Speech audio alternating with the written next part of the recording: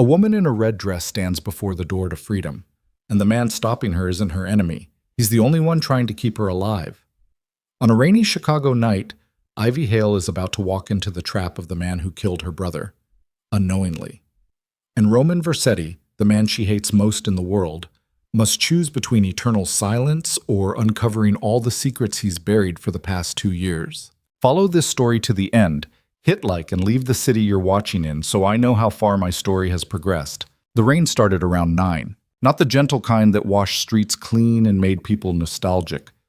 This was Chicago rain, hard and horizontal and mean, the kind that drove itself beneath coat collars and into bones, and reminded you that this city had never cared about comfort.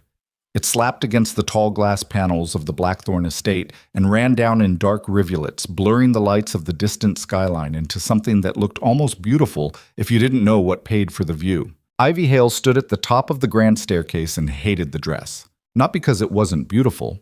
It was. Crimson silk, backless, cut with the kind of precision that cost money she didn't have and wouldn't have accepted if she did. It had arrived in a black box with a card printed in her brother's handwriting. For tonight. Wear something that makes you feel alive. E. She'd read the note 4 times in her room, pressing the paper flat against her palm, tracing each letter like she could absorb proof of him through her skin. She hadn't seen Elias in 3 years, hadn't heard his voice in 2. And now, suddenly, text messages. Then a phone call, crackling and brief, but unmistakably him. He'd used their childhood name for each other, Little Sparrow. Nobody else on earth knew that name. Nobody. So she'd put on the dress.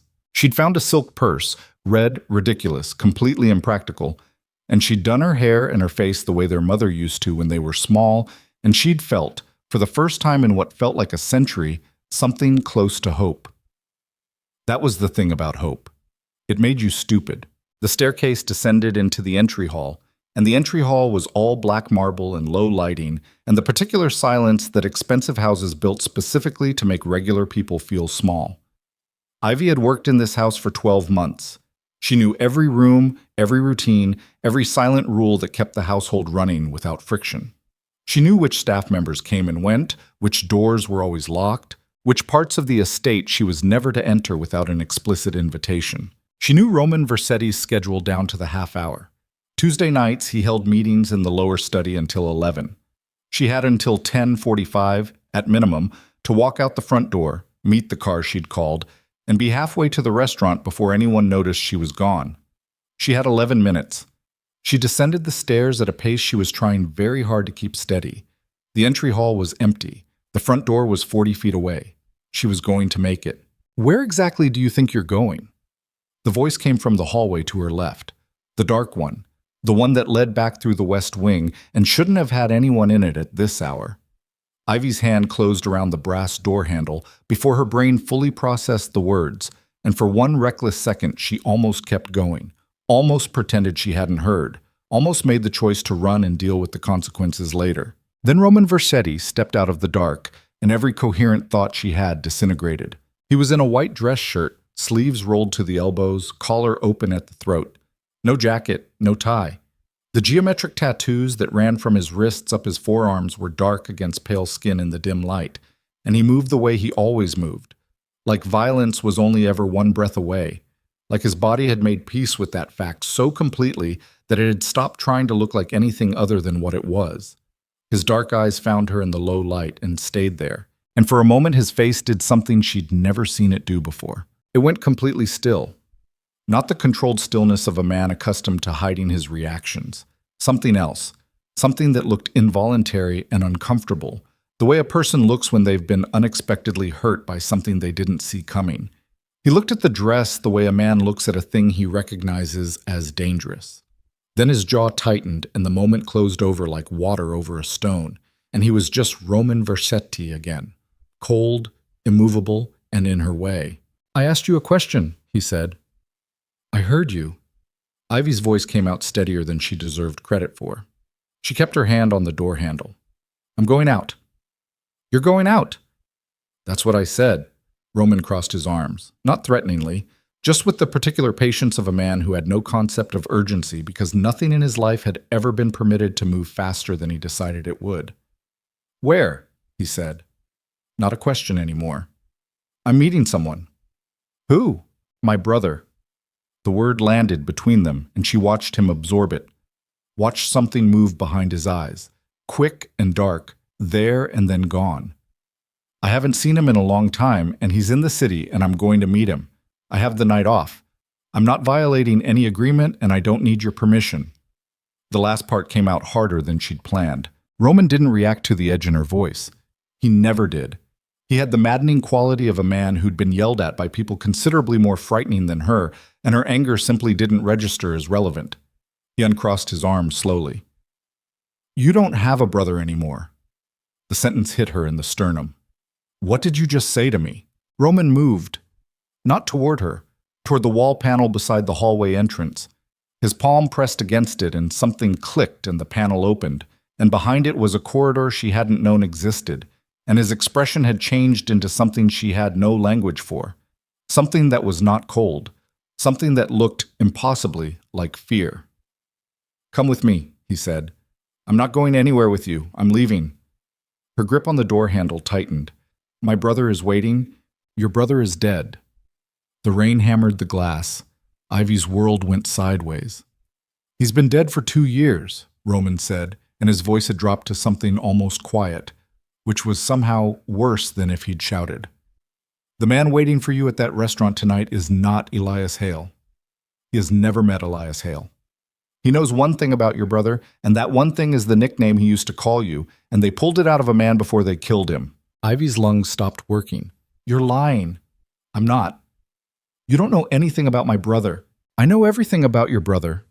Roman's hand moved to the side of the corridor and entrance, bracing there, and he looked at her with those dark eyes that had never once in 12 months held anything she could read, and right now held something she was terrified to name. "That's the problem. Come with me before I have to explain this in the hallway where every camera in this house can record it." He disappeared into the corridor without checking whether she followed. She stood there for 4 full seconds. Then she let go of the door handle. The war room was at the back of the estate, accessible only through the concealed corridor and 2 additional locked doors that Roman opened with a keycard and a code. Ivy had managed the household for a year and hadn't known this room existed. That alone told her more than she wanted to know about how many layers of this house she'd never seen. The room itself was utilitarian and cold. Steel walls, a central table with a built-in display. Banks of monitors along one wall showing camera feeds from the perimeter. A weapons locker on the far side that was bolted shut with biometric locks. It smelled like metal and recycled air and something else. Cigarette smoke from years past, absorbed into surfaces that didn't breathe. Roman engaged the locks on the door behind them. Then he turned and looked at her, and the careful flatness in his face was doing something it had never done in 12 months of proximity. It was starting to crack. "Sit down," he said. "Tell me what you know about my brother." "Sit down first." "I will stand here all night if I want to. Talk." He studied her for a moment. Then he pulled a chair out from the table and sat in it himself instead of hers, which she hadn't expected, and set both hands flat on the surface in front of him. A gesture she'd seen him use in business meetings, she realized, when he was trying to hold himself to a deliberate pace. 2 years ago, he said, Elias Hale died in an ambush outside of Calumet City. He had been working as a paid informant for my organization for 16 months prior to that night, feeding intelligence on a trafficking syndicate called Volkov that had been operating in the Midwest for a decade. He wasn't a criminal. He came to me voluntarily. He had a specific goal in mind. Ivy's hands were shaking. She pressed them against her thighs. "What goal?" Roman looked at her. "You." The silence stretched out. "There was a trafficking contract in circulation under your name," he said. "It had been active since before you aged out of the foster system. Elias found it. He didn't have the resources to buy it out or eliminate it on his own. And he didn't trust law enforcement because 2 of the officers he'd approached about it were already compromised. He found another option." A pause. "He found me." Ivy's throat had tightened to the point where swallowing hurt. "You knew," she said. "You've known about me since before I came to work here." The employment agency that placed you wasn't real, Roman said. I built it. The references, the background check, the recommendation letters, all constructed. I needed you inside the estate because inside the estate is the safest single location in northern Illinois for someone whose name is on a syndicate contract. The room tilted. For a year, Ivy said slowly, you let me think I was an employee. You let me think I'd gotten this job on my own. You let me... She stopped, swallowed. You've been lying to me for 12 months. Yes. And my brother asked you to do this. Roman's expression didn't shift, but something in it tightened. Your brother died asking me to do this. Those are different things. He stood up then and went to the monitor panel on the wall, pulled up a file she couldn't see the details of from where she was standing, and turned the screen toward her. Personnel photographs, operational records, a syndicate organizational chart that stretched across 2 screens when he expanded it. The man you were going to meet tonight is named Gregor Sorin, Roman said. He runs logistics for the Volkov Syndicate's Midwest cell. He's been coordinating your contact for the last 30 days. The messages were from Elias, his number, his SIM spoofing. It's not complicated to set up. Roman pulled up a side-by-side comparison on the screen. Message logs from her brother's number alongside technical data she didn't fully understand, but the timestamps and metadata told the story clearly enough. They needed to move you out of this estate. You're the most protected you've ever been inside these walls, and they know it. So they created an exit scenario, something emotional enough that you wouldn't stop to question it. Ivy thought about the note in the box. Little Sparrow. Her lungs felt too small. How did they get the nickname? She said. Roman went very still.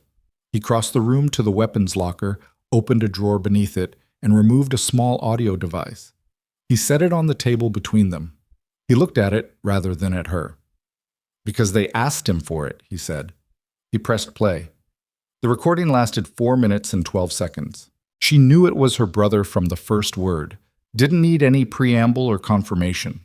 She'd know his voice in any condition, at any volume, through any amount of damage. She'd know the particular cadence of how he spoke, the regional softness in certain vowels that was a leftover from their childhood, the way he always paused a half-beat too long before answering a question he didn't want to answer. She knew him. And in 4 minutes and 12 seconds, she listened to him be destroyed. She listened to men demand information in voices that were businesslike and bored, and somehow worse for it. She listened to the sounds that followed when he refused. She listened to him break slowly, incrementally, the way a person breaks when they've decided they will hold as long as they possibly can, because they understand that the moment they don't, something they love will be lost. She listened to him say the name, Little Sparrow, barely audible, barely a breath, but unmistakably him. She listened to the gunshot. Roman stopped the recording. The room was absolutely silent, except for the sound of the rain. Ivy was standing with her back against the wall, and she wasn't sure when she'd moved there, and her face was wet, and she wasn't sure when that had started either. Her hands were flat against the steel panel behind her, and she was pressing them there hard because she needed to feel something solid and real, because the floor had turned to water beneath her, and she was about to go under. Roman didn't say anything. He didn't move toward her. He stood at the table and watched her with those dark eyes, and the expression on his face was the most unguarded thing she'd ever seen on a human being. Layered and painful, and carrying the specific weight of a man who has lived with a thing so long that he's stopped being able to separate it from himself. He was trying to protect you, Roman finally said. His voice was rough. Even at the end. They threatened to take you if he didn't give them something, and he calculated. He stopped, pressed his mouth flat. He calculated that a nickname gave them less than anything else they might have used. He was wrong, but that was his calculation. He died trying to keep the damage small. Ivy's breath came in ragged pulls. When? She managed. When exactly? November. 2 years ago, November. She had been celebrating. She remembered it. She'd gotten a promotion at the restaurant she'd been working at before the fake employment agency had placed her here, and she'd bought herself a bottle of wine she couldn't afford and sat in her apartment and felt for one evening like things might be going somewhere. November. He died in my arms, Roman said. If that matters to you, I want you to know that he wasn't alone. Something in her chest broke open. She slid down the wall until she was sitting on the floor with her knees drawn up and the crimson silk dress pooled around her, and she put her face in her hands, and for a long time the only sound in the war room was the rain and the particular kind of crying that doesn't have any performance in it, the kind that is just grief running out through available exits. Roman sat down on the floor, not beside her, a few feet away, his back against the table leg, elbows on his knees, looking at the far wall. Not crowding her, not trying to comfort her in any physical way she hadn't invited, just present, staying. She didn't know why that made it worse and better simultaneously. Eventually she ran out of air and lifted her face and wiped her eyes with the back of her hand and looked at him. "Show me everything," she said. "Whatever you've been keeping. Show me all of it."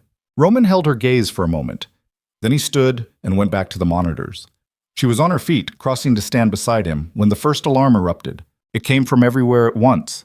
Not a single klaxon, but a layered system, each panel in the room suddenly blazing red emergency light, the monitors snapping from their standard camera feeds to threat assessment overlays. Roman's posture transformed between one breath and the next. The grief, or whatever approximation of it had been sitting in him a moment ago, vanished entirely, replaced by something mechanical and immediate and very, very controlled. He went to the weapons locker. "What's happening?" Ivy said. "They tracked you." He was moving through the locker with the efficiency of a man who has done this enough times that his hands know where everything is without looking. A handgun, extra magazines, a radio headset that he pressed into her hand. The dress. She looked down at herself. Roman closed the distance between them in 2 steps and reached for the seam at the side of the dress, at the point where the silk folded back on itself just below her ribs. His fingers found something there, and for a moment his face went so cold it was almost frightening, and then he turned the fabric toward the low emergency light. Tucked into the doubled silk, smaller than a button, was a device blinking slow and steady red. A tracker. Ivy stared at it. "The boutique," she said. "The employee who sold you that dress is dead," Roman said. "She was replaced this morning." He stripped the tracker out of the seam and crushed it under his heel. "Too late. They already have the signal. They know exactly where you are." On the monitors behind him, the perimeter cameras were showing armed figures moving through the rain toward the outer gates. Not 2 men. Not 3. Many. Roman grabbed her wrist, not rough, but definite, no discussion, and pulled her toward the door. "Stay close," he said. "Whatever you see in the next hour, stay close."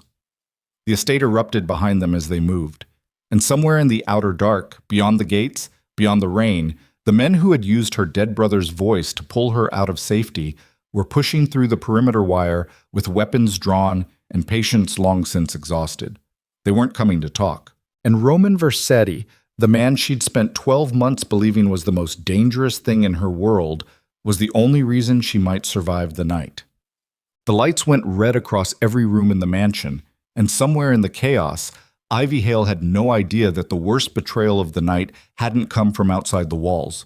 It had been living beside her the entire time. The first explosion hit the east wing. Not a bomb, a shaped charge on the exterior wall, the kind designed to punch a clean entry point rather than level a structure. Ivy felt it through the soles of her feet before she heard it, a deep, concussive thud that traveled up through the marble floor and into her knees and chest like the house itself had been struck.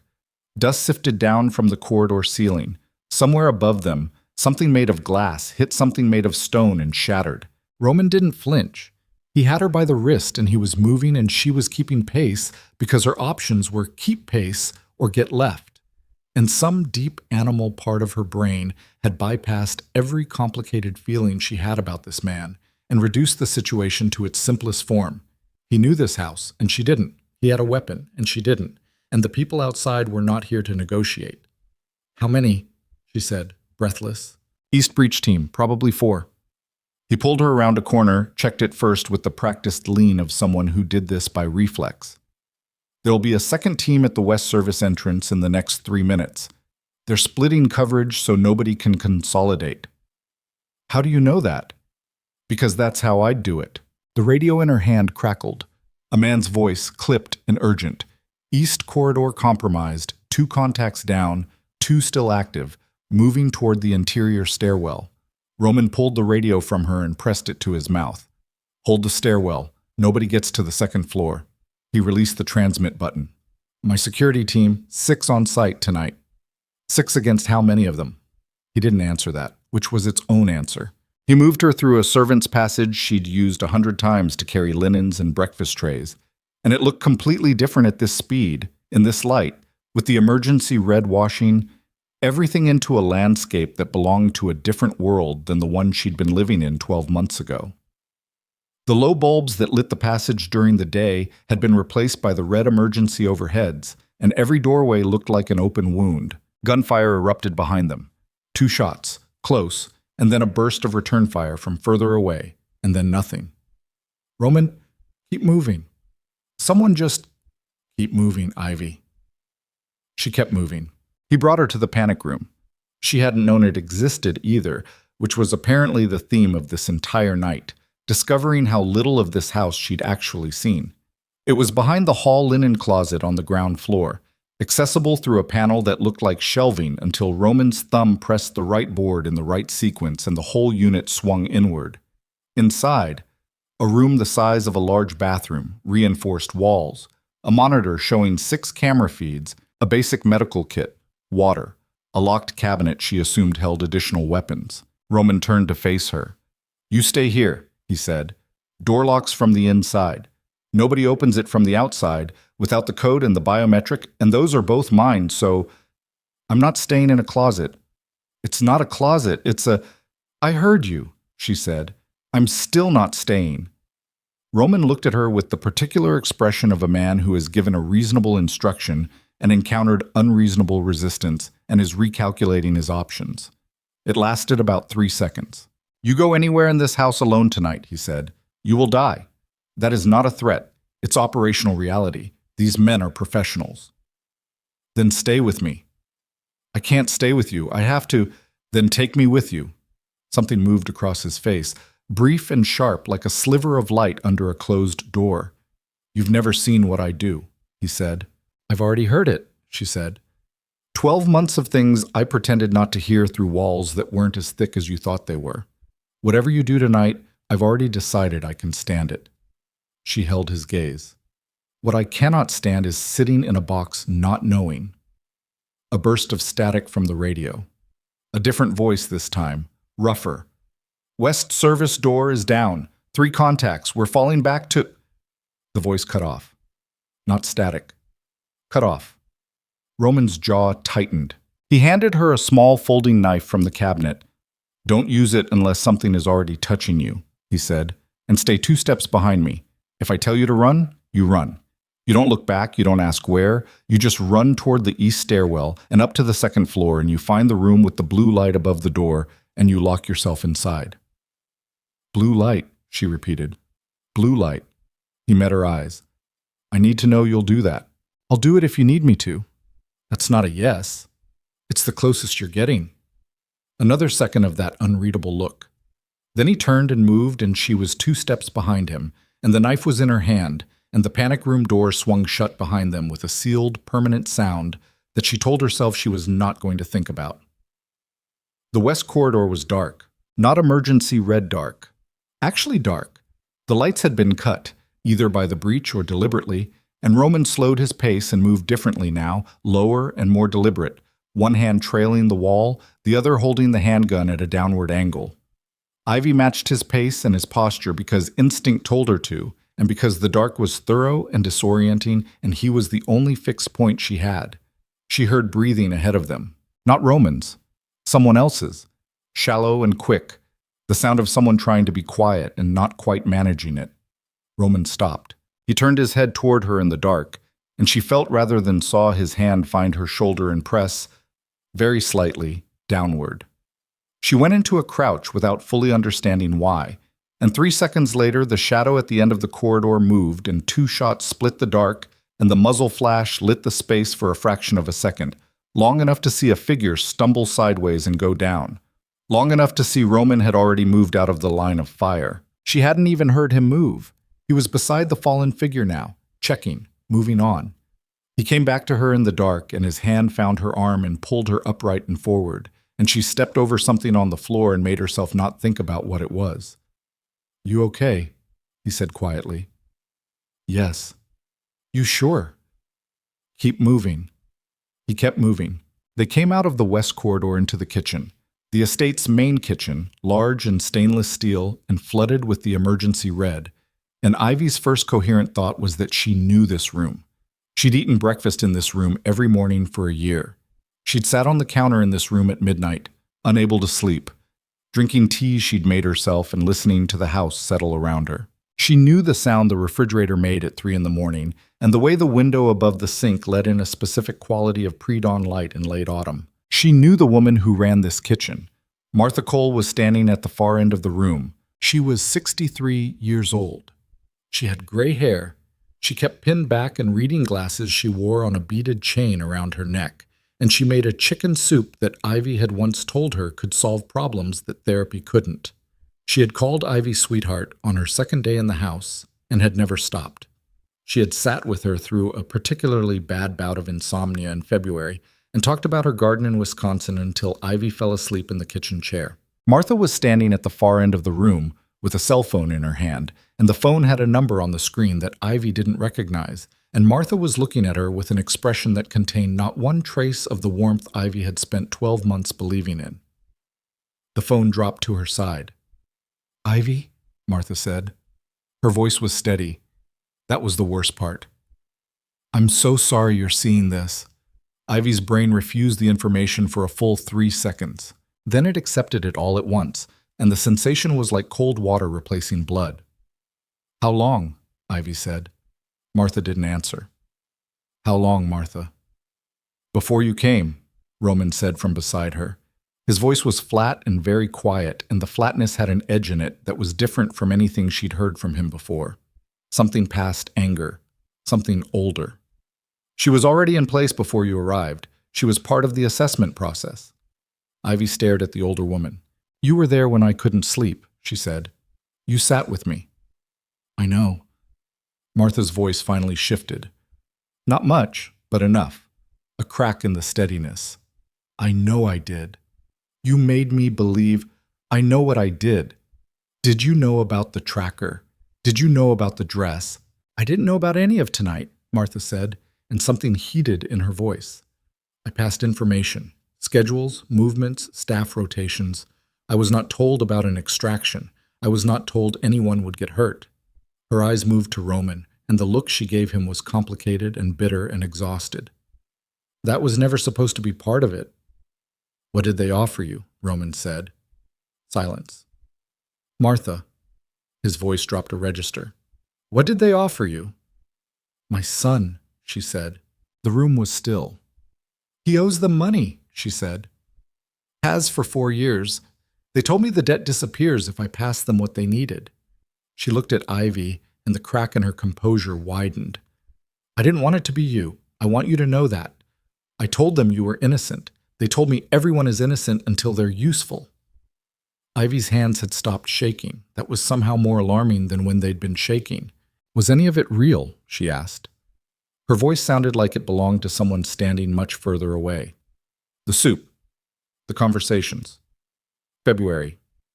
In the kitchen at 3 in the morning. Yes," Martha said. Immediately. With something that looked devastatingly like sincerity. "That's what I'm telling you. I'm not asking for forgiveness. I'm telling you that those were real. That doesn't change what I did. I need you to know they were real." Ivy looked at her for a long moment. Then she looked away. The kitchen door exploded inward. Not metaphorically. The door literally blew off its hinges. Another shaped charge, smaller, designed for entry. And 3 figures came through it in the space of 2 seconds, moving in the low, tactical crouch of trained men, weapons up, clearing the corners in sequence. Ivy hit the floor without deciding to. 3 shots. 3 shots from behind her, and the sound in the enclosed kitchen was enormous and physical, like being shoved hard in both ears simultaneously, and by the time the ringing started, the 3 figures were on the floor, and Roman was crossing the kitchen with a kind of absolute, unhurried purpose that was more frightening than if he'd been running. He reached Martha. His hand went to her throat. Not crushing, not violent, but definite. inescapable. He turned her to face Ivy, and his voice when he spoke was controlled in the way that a thing is controlled when enormous force is being applied to keep it that way. "Look at her," he said. Martha looked. "Look at what you sold," he said. Martha's composure finished collapsing. It didn't happen dramatically. It happened the way structural failures happen, quietly and then all at once. Her face crumpled and her free hand came up and covered her mouth, and the sound she made was small and terrible. Roman held her there for 3 more seconds. Then he released her and stepped back and turned away from her like she'd stopped existing. And Ivy understood that this was not mercy and it was not cruelty.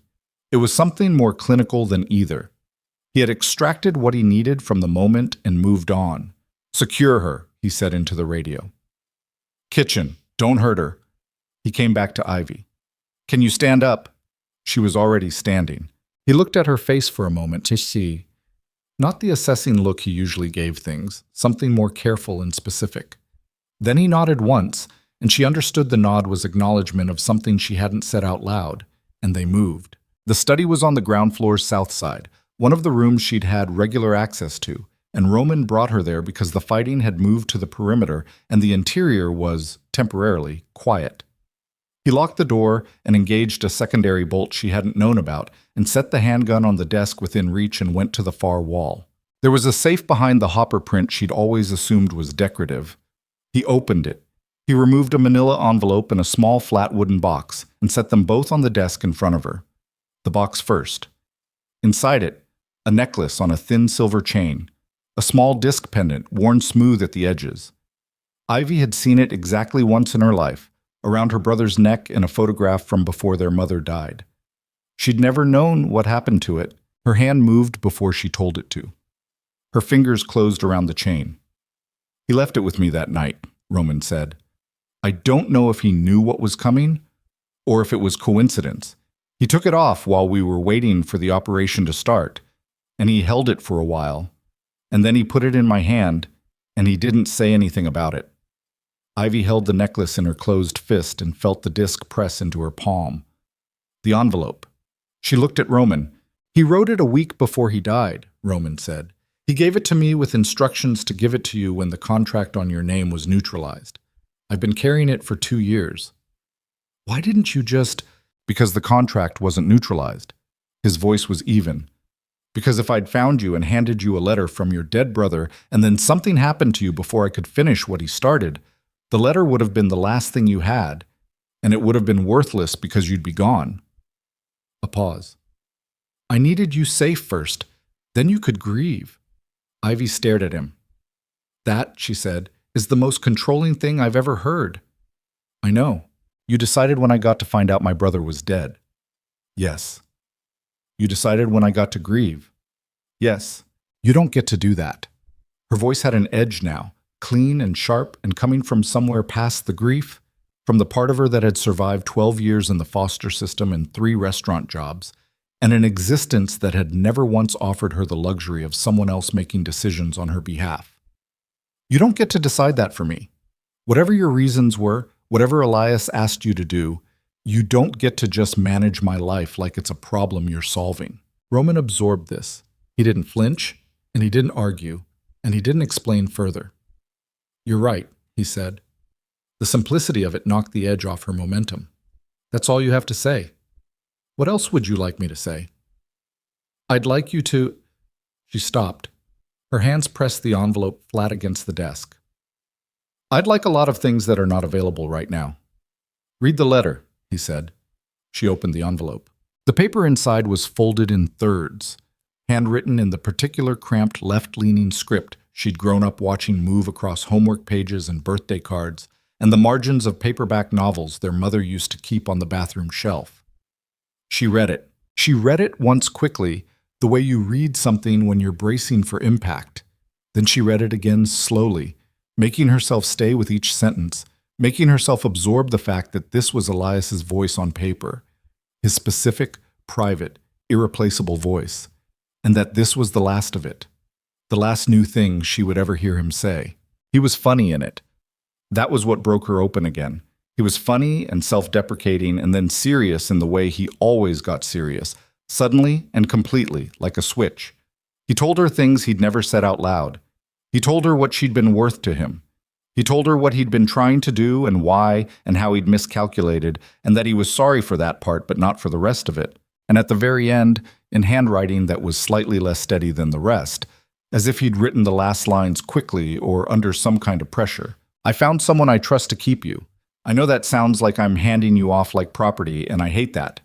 But it's the best I could do, and I need you to understand it was the best anyone in my position could do. Don't judge him by the surface. Look at what he actually does. That's always been your gift. Seeing what things actually are. Use it. Love her for me, I asked him. I'm going to hold him to it. Ivy set the letter down. She couldn't look at Roman.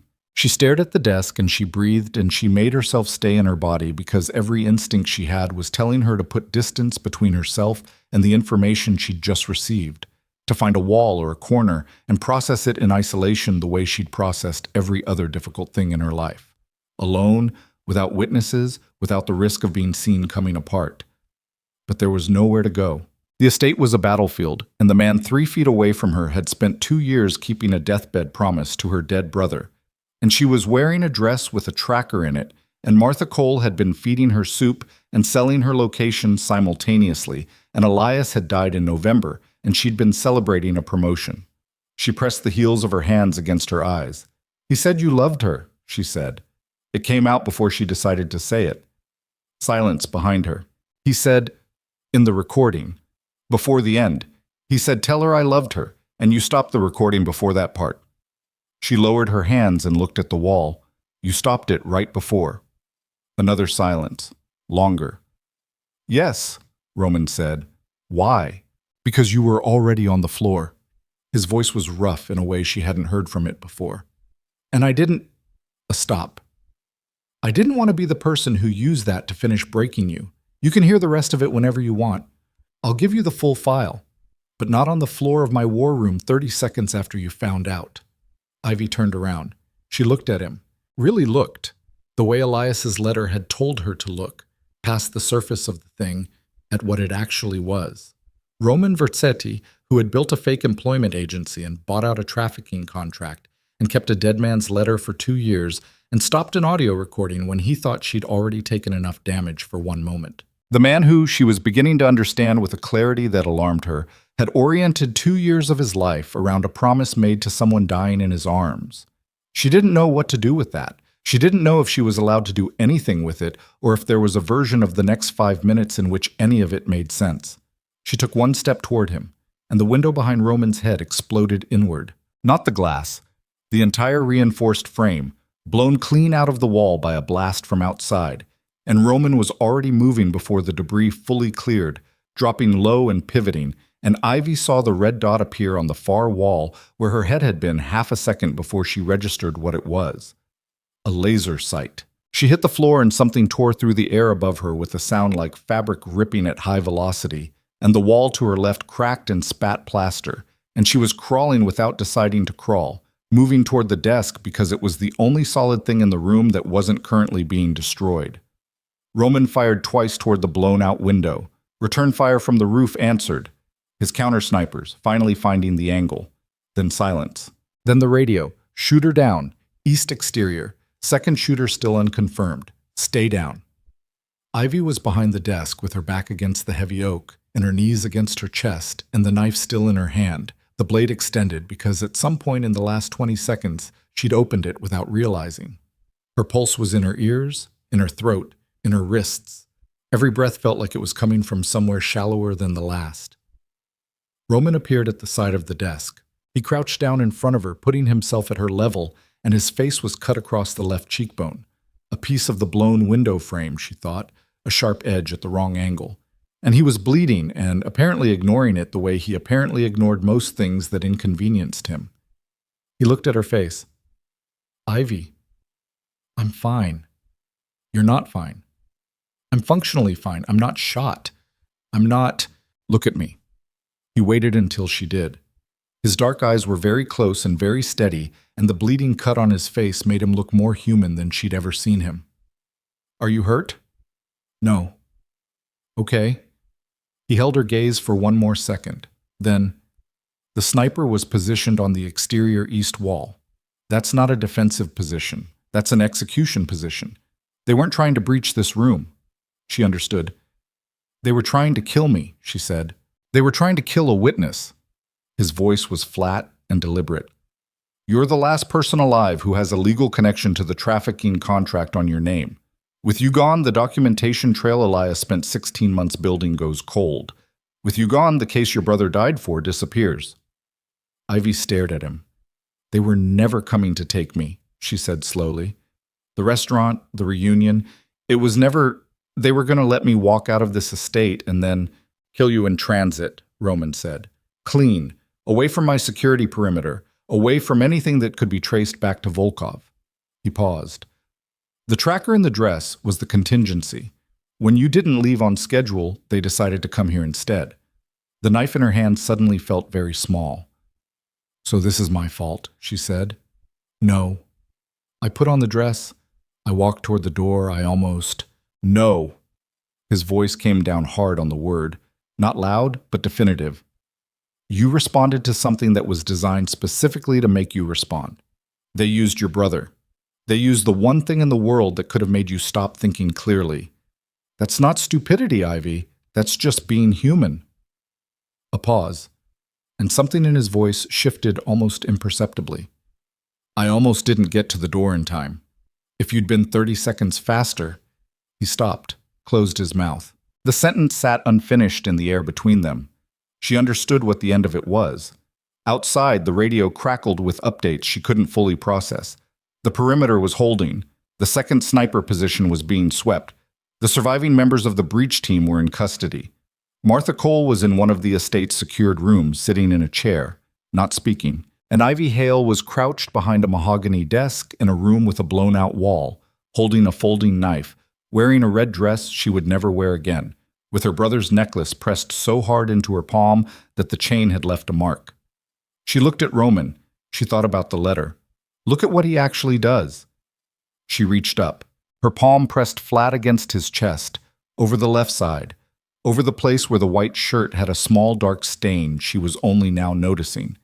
Not from the cut on his face, from something earlier, absorbed during the fight in the corridor, a graze she'd missed in the dark. She could feel his heartbeat through her palm, fast but steady. The heartbeat of a man who was afraid and functioning anyway, which was, she was beginning to understand, the only kind of bravery that was actually real. He went very still. I'm not forgiving you, she said quietly. Not tonight. Maybe not for a while.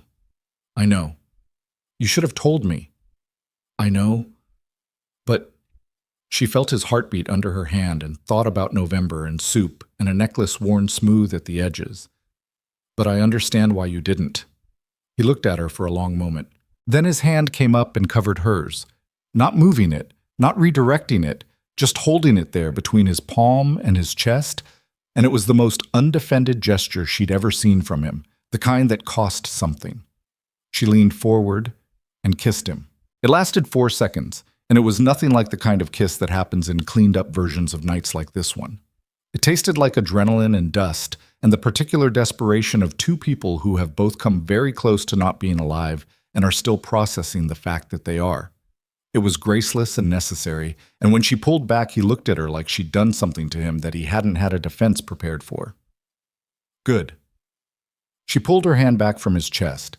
The radio in Roman's jacket crackled. A voice she didn't recognize, low, steady, carrying the particular cadence of someone who is very far away and wants you to know they are not concerned about the distance.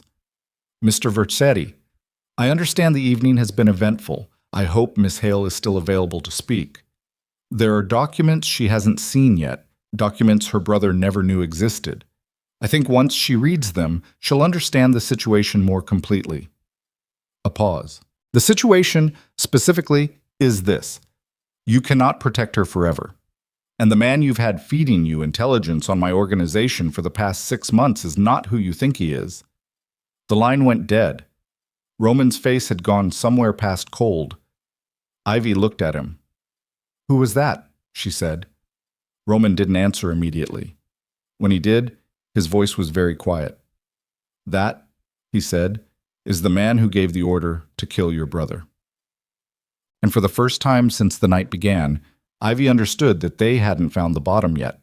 That whatever had been hunting her was larger and older and more patient than anything Roman had prepared for, and that the person he trusted most in this fight might already be standing on the wrong side of it. Roman moved first. He was across the study in 4 steps, pulling open the secondary communications panel behind the bookcase. Another thing Ivy hadn't known existed, another layer of the house that had been operating beneath the surface of the one she'd been living in. His hands worked the panel with precision, pulling feeds, cross-referencing signal data, and his face had the quality of a man doing arithmetic on a problem where all the numbers were wrong. Ivy stood up from behind the desk. Her legs were steadier than they had any right to be. "You said 6 months," she said. "The voice said you had someone feeding you intelligence on his organization for 6 months. Who?" Roman didn't answer. "Roman, I heard you." "Then answer me." He turned from the panel. His expression was doing something complicated and controlled, and she was getting better at reading the gaps in his control. The places where what he was actually feeling pushed against the surface of what he was permitting himself to show. Right now, the gap was significant. "His name is Declan Ferris," Roman said. "He came to me 7 months ago. Former logistics coordinator for the Volkov Midwest cell. He told me he wanted out, that he had documentation that could dismantle the entire operation, that he needed protection in exchange for intelligence." A pause. "He's been inside my network since then. Access to personnel schedules, safe house locations, communication protocols." Ivy absorbed this. "And tonight," she said slowly, "every single one of those things was used against you." Roman's jaw tightened. "The East Breach team knew the camera blind spots," he said. "The West team hit the service door during the 4-minute window between patrol rotations. The sniper was positioned at the one exterior angle not covered by my roof team." He turned back to the panel. "None of that is coincidence." Ferris told them. Ferris told them everything. Ivy watched the back of his head, the set of his shoulders, the way his hands had stilled on the panel. Not from calm, from the particular stillness of a man holding something in that wants very badly to come out. "Where is he now?" she said. "That's what I'm trying to determine." "He's in this house." Roman turned. "The voice on the radio," she said. "He said documents she hasn't seen yet. Not I'll send them or I'll arrange a meeting. He said she hasn't seen them yet. Present tense. Proximity." She held Roman's gaze. "He's still inside the estate." 3 seconds of silence. Roman picked up the radio. "All units. I need a location on Declan Ferris. Last known position, current status, everything you have." He released the button. Waited. The radio was quiet for 8 seconds, which was 7 seconds longer than it should have been. Then a voice. One of his security team, a man named Briggs, whose voice Ivy recognized from a year of overhearing radio check-ins. "Mr. Vercetti." Ferris checked in at the East Security Post at the start of the breach. Said he was coordinating with the response team. We assumed, "Where is he now, Briggs?" "We don't have eyes on him, sir. He's not at the East Post. He's not on any of the interior feeds." Roman set the radio down with a deliberateness that was more alarming than if he'd thrown it. "Get away from the door," he said to Ivy. She moved, not because she fully understood why, but because his voice had dropped into a register she hadn't heard from it before. So, not the cold authority he used for operations, something below that, something that operated at the level of actual danger rather than the management of it. She moved to the interior wall, away from the blown-out window, away from the door, into the corner where 2 solid walls met and nothing could come at her from behind. Roman went to the door. He didn't open it. He stood beside it, not in front of it, back flat against the wall, and he listened. The estate had gone quiet in the way that large spaces go quiet after violence. Not peaceful, but emptied, like a room after everyone has left in a hurry. The gunfire had stopped. The radio traffic had thinned. The emergency lights were still running their slow red pulse across every surface. Ivy listened too. She heard the rain, still going, still relentless against the exterior. She heard the distant sound of her own pulse in her ears. She heard the house breathing, the ventilation system, the settling of the structure, the specific acoustic signature of the study that she'd learned over 12 months of moving through it. She heard something else, footsteps in the corridor outside. Slow, deliberate.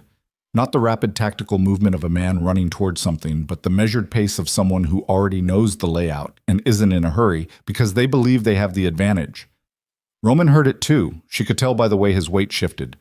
The footsteps stopped outside the study door. A knock. 2 knocks, actually. Precise and almost polite, which was somehow the most unsettling sound she'd heard all night. Roman. A man's voice. Mid-range, Midwestern accent, mostly scrubbed away, but not entirely. The kind of voice that had been trained to sound unremarkable. I know she's in there with you. I'm not here to hurt anyone tonight. I just want to talk. Roman said nothing. The breach team was never supposed to reach the interior, the voice continued. That was Soren exceeding his mandate. I want you to know that. I had a specific arrangement in mind and he complicated it. A pause. I'm unarmed. You can verify that however you want. Ivy looked at Roman. Roman looked at the door. Open it, she said quietly. His eyes cut to her. He's been in your network for 7 months, she said, keeping her voice just above a breath. He already knows everything there is to know about this house. He's not going to learn anything new by coming through that door, but we might. Roman held her gaze. Then he moved to the door and opened it. Declan Ferris was 41 years old and looked like someone had designed him specifically to be forgettable. Medium height, medium build, brown hair going gray at the temples.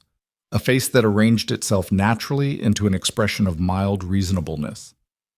He was dressed in the same dark operational clothing Roman's security team wore, which explained how he'd moved through the estate without flagging any camera. His hands were visible and empty, held slightly away from his body in the universal gesture of I am demonstrating that I am not a threat, which was, Ivy thought, exactly the kind of gesture a man made when he needed you to stop paying attention to the ways he actually was one. He looked at Ivy first, not at Roman, at her. Miss Hale, he said, I'm sorry about your brother. Don't, she said. I know how that sounds. I said don't. His eyes moved to Roman. I'm going to come inside if that's all right. It's not, Roman said. Roman. Ferris's voice was patient in a way that made Ivy's skin crawl. The patience of a man who has prepared extensively for a conversation and is confident in his preparation.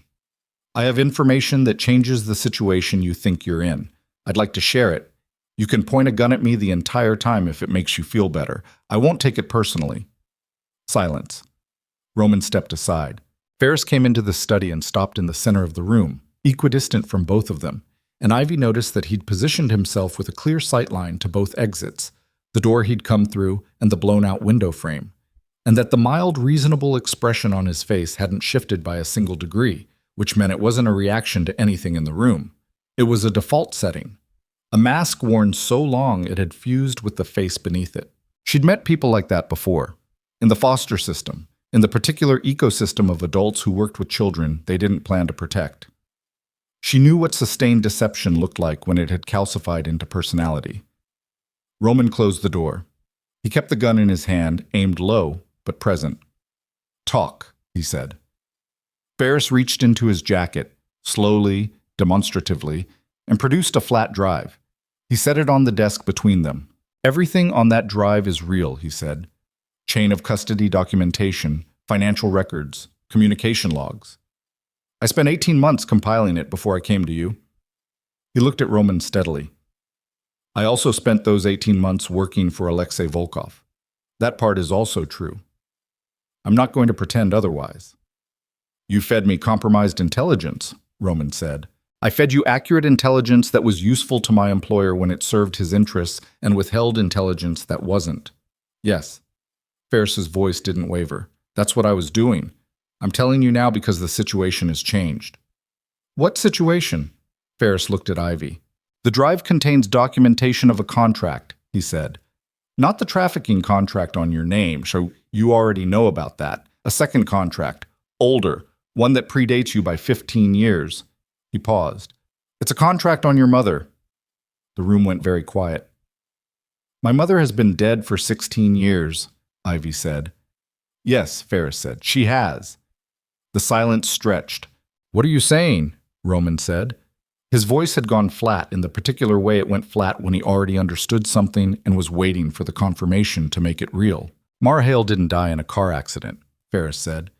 She died because she was the primary witness in a federal investigation into the original Volkov operation, not the current Midwest Cell, the Eastern Seaboard organization from the 90s that the current leadership evolved from.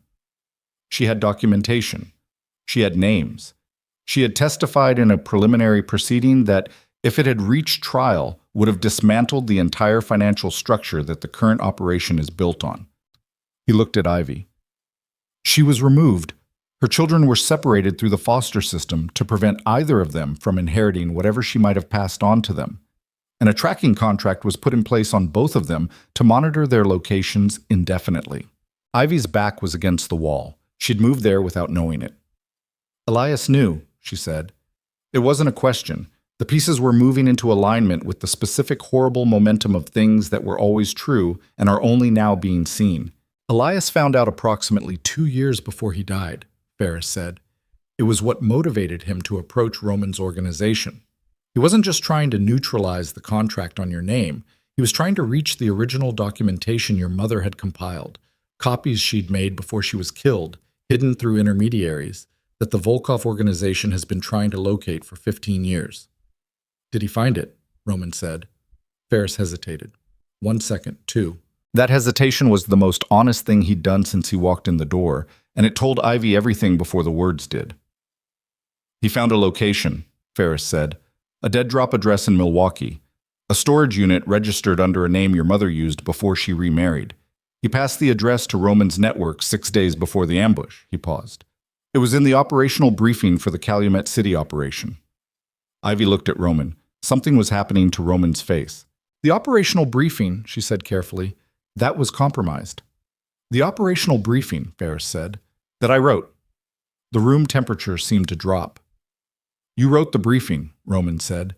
His voice was very, very quiet. I was coordinating logistics for that operation on your behalf, Ferris said. That was 8 months before I came to you. I was already embedded in your network through a different channel.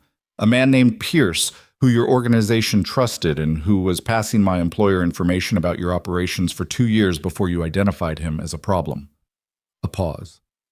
You removed Pierce in March of that year. By then, I was already in place through 3 other contact points. You didn't know. Roman stood completely still. The Calumet City ambush, he said, was coordinated using intelligence from the briefing I wrote, Ferris said. Yes.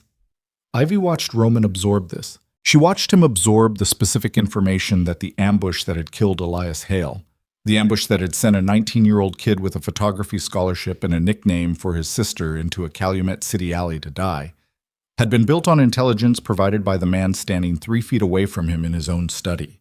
She watched Roman understand that he'd been carrying Ferris inside his network for 7 months, trusting him, using him, building operations around his intelligence.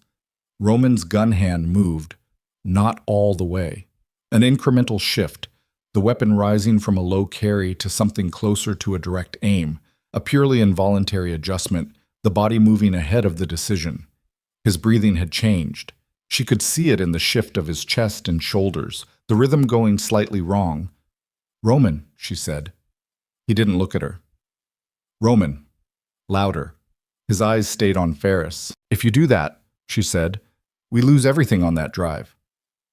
3 seconds. His gun hand lowered. Ferris had not moved, had not flinched, had stood in the center of the room and absorbed the full weight of Roman's recalibration with the stillness of a man who had calculated this moment and decided he could survive it. Whether that was courage or sociopathy, Ivy couldn't determine. Possibly both. Possibly there wasn't a meaningful difference. Why? Roman said. His voice was barely audible. Why are you telling us this now? Because Alexei Volkov is dying, Ferris said. Stage 4. He has 3 months, possibly less. His son Mikhail is taking operational control, and Mikhail does not share his father's preferences regarding subtlety. He looked between them. Alexei wanted the documentation your mother compiled, found, and destroyed quietly. Mikhail wants everyone connected to it eliminated, and he wants it done publicly. And he has told me directly that once he assumes full control, he will begin with the 2 of you and work outward from there. So you're switching sides, Ivy said. I'm making a practical decision about my survival. That's the same thing dressed up. Ferris looked at her with something that might, in another context, have been respect. Yes, he said. It is. The storage unit in Milwaukee, Roman said. Is it still active? I don't know. I passed the location to Volkov's team at the time of the ambush. Whether they accessed it and found the documentation, or whether the unit expired and the contents were disposed of, I genuinely don't know. What I do know is that if the documentation still exists, it is the single most valuable piece of evidence in the country regarding the financial architecture of the current operation. And if Mikhail Volkov believes there's any chance it still exists, he'll move to destroy it before he takes over, Roman said. He'll move to destroy everything associated with it, Ferris said. The unit. Anyone who knows the unit exists. His eyes moved to Ivy. Anyone whose mother put the original documentation together. Ivy looked at the drive on the desk. She looked at Ferris. She looked at Roman, who was still standing with the gun in his hand and a cut on his face and a stain on his shirt from a wound he hadn't mentioned, and whose expression had traveled somewhere she didn't have a map for, past anger, past the cold operational calm, into something rawer and more fundamental that she thought might be grief. Not for Elias specifically, for the version of events he'd been living in for 2 years, the version where the ambush was an intelligence failure and not a deliberate construction. The version where his culpability was limited to not protecting Elias well enough, rather than actively building the network that had gotten him killed. You need to decide something, Ferris said to Roman. The drive gives you enough to move against the current operation if you have federal cooperation. I can arrange the introduction. I have a contact in the organized crime division who is not compromised, who has been building toward this case for 4 years and needs the financial documentation to close it. But it has to happen before Mikhail assumes control, which means it has to happen in the next 72 hours. He paused.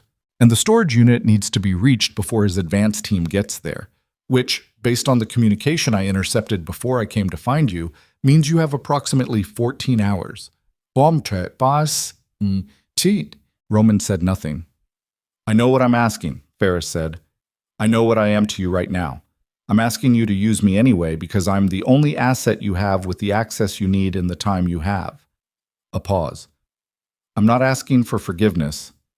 I'm asking for a transaction. The silence lasted a long time. Roman looked at Ivy. She understood what the look was asking. He was asking whether she could be in the same room as this man long enough to use what he was offering.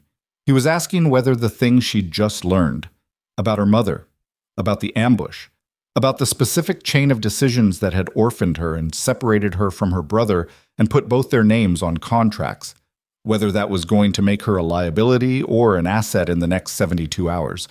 She was asking herself the same question. The answer frightened her, because the honest answer was that something had changed in the last 30 seconds. Not cracked or bent. Changed.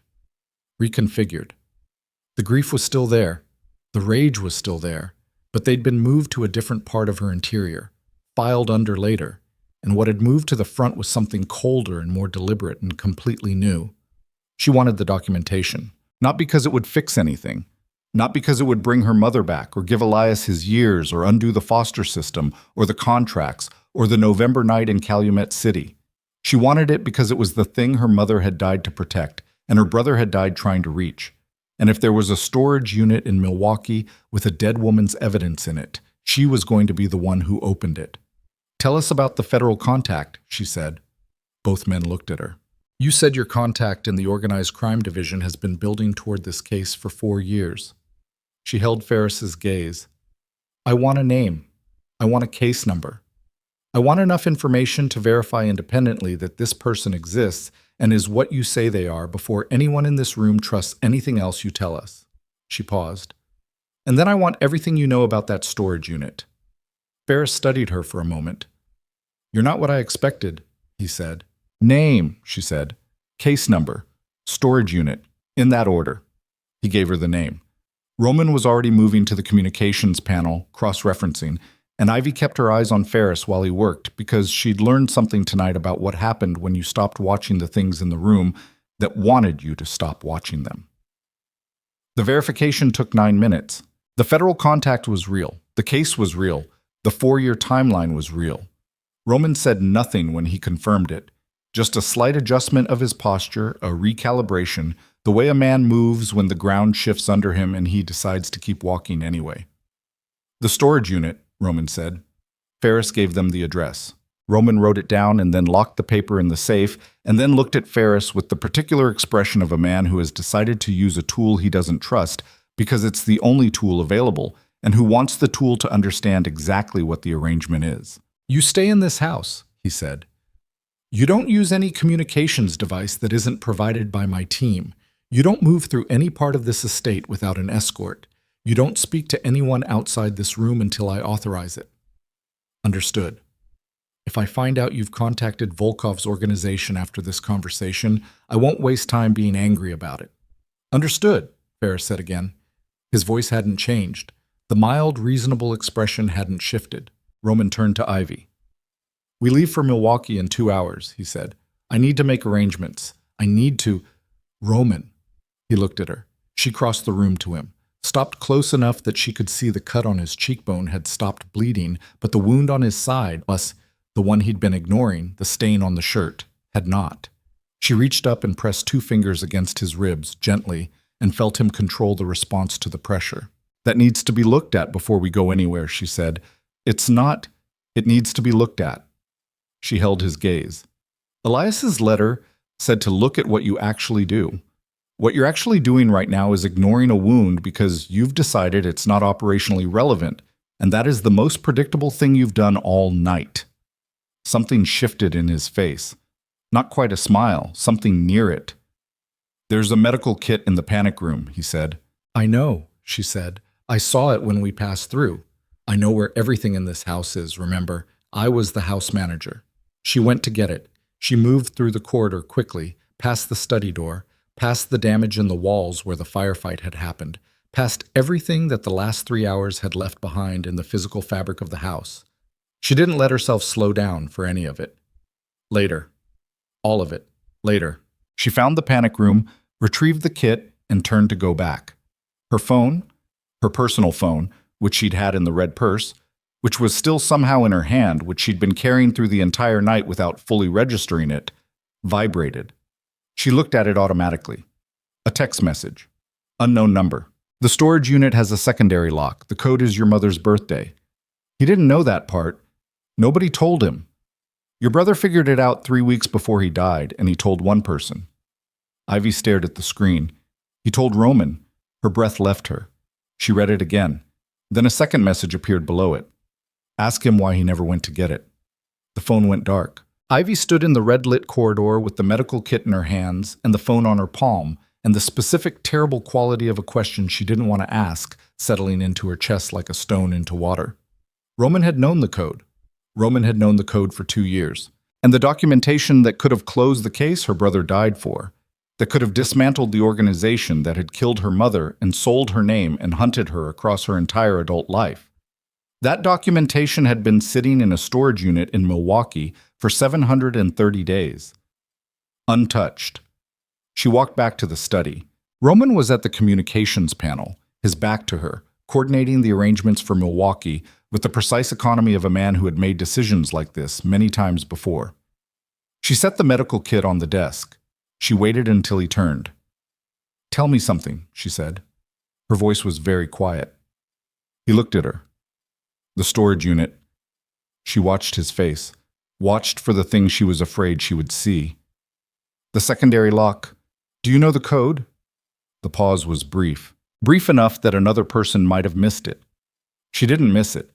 Roman's face did something she had never seen it do. Something that wasn't cold and wasn't calculating and wasn't any of the controlled surfaces he presented to the world. It cracked open, just slightly, at the foundation, the way a wall cracks when the structure behind it shifts. Yes, he said. The word landed between them. How long? She said. He held her gaze. Elias told me 3 weeks before Calumet City, he said. 730 days. Ivy felt the room tilt. You knew where it was, she said. You knew the code. You spent 2 years building a fake employment agency and buying out contracts and keeping me inside these walls, and you never went to get it. No. Why? The word came out stripped of everything except the question. No anger yet, just the bare fact of needing to understand.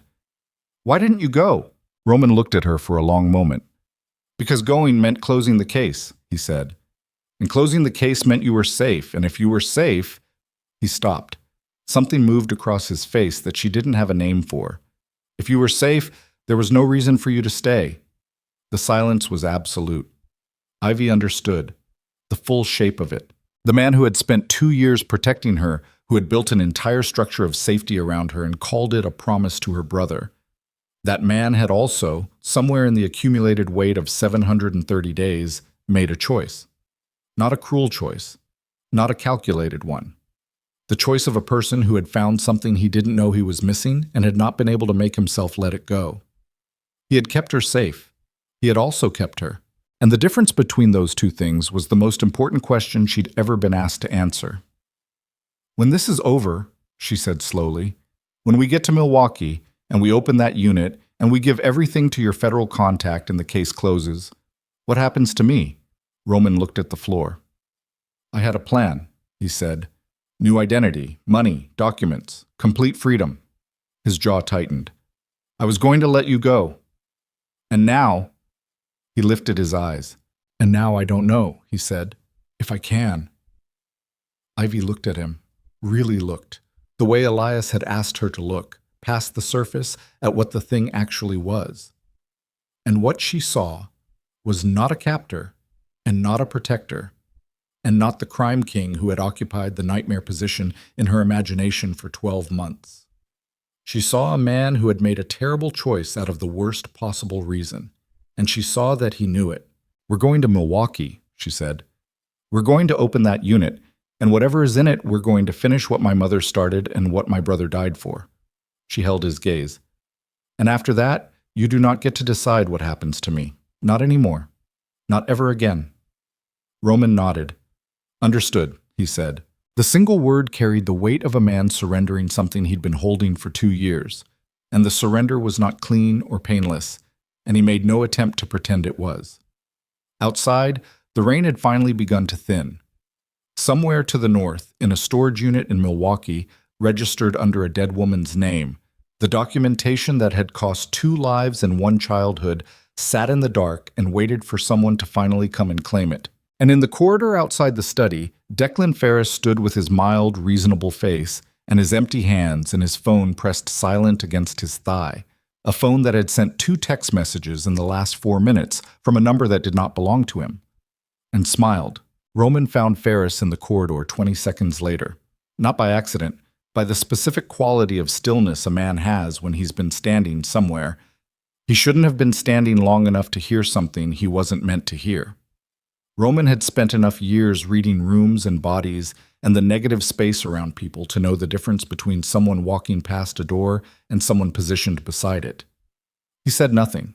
He looked at Ferris for 3 seconds. Ferris looked back with the mild, reasonable expression intact and said nothing either, and the silence between them was the kind that contained an entire conversation neither man was going to have out loud. Then Roman moved past him toward the communications panel to finish the Milwaukee arrangements, and Ferris fell into step behind him like a man who had decided that forward was the only direction available. Ivy watched from the doorway. She had heard what she'd heard. She had seen what she'd seen. And she had made a decision in the corridor that she hadn't fully articulated even to herself yet.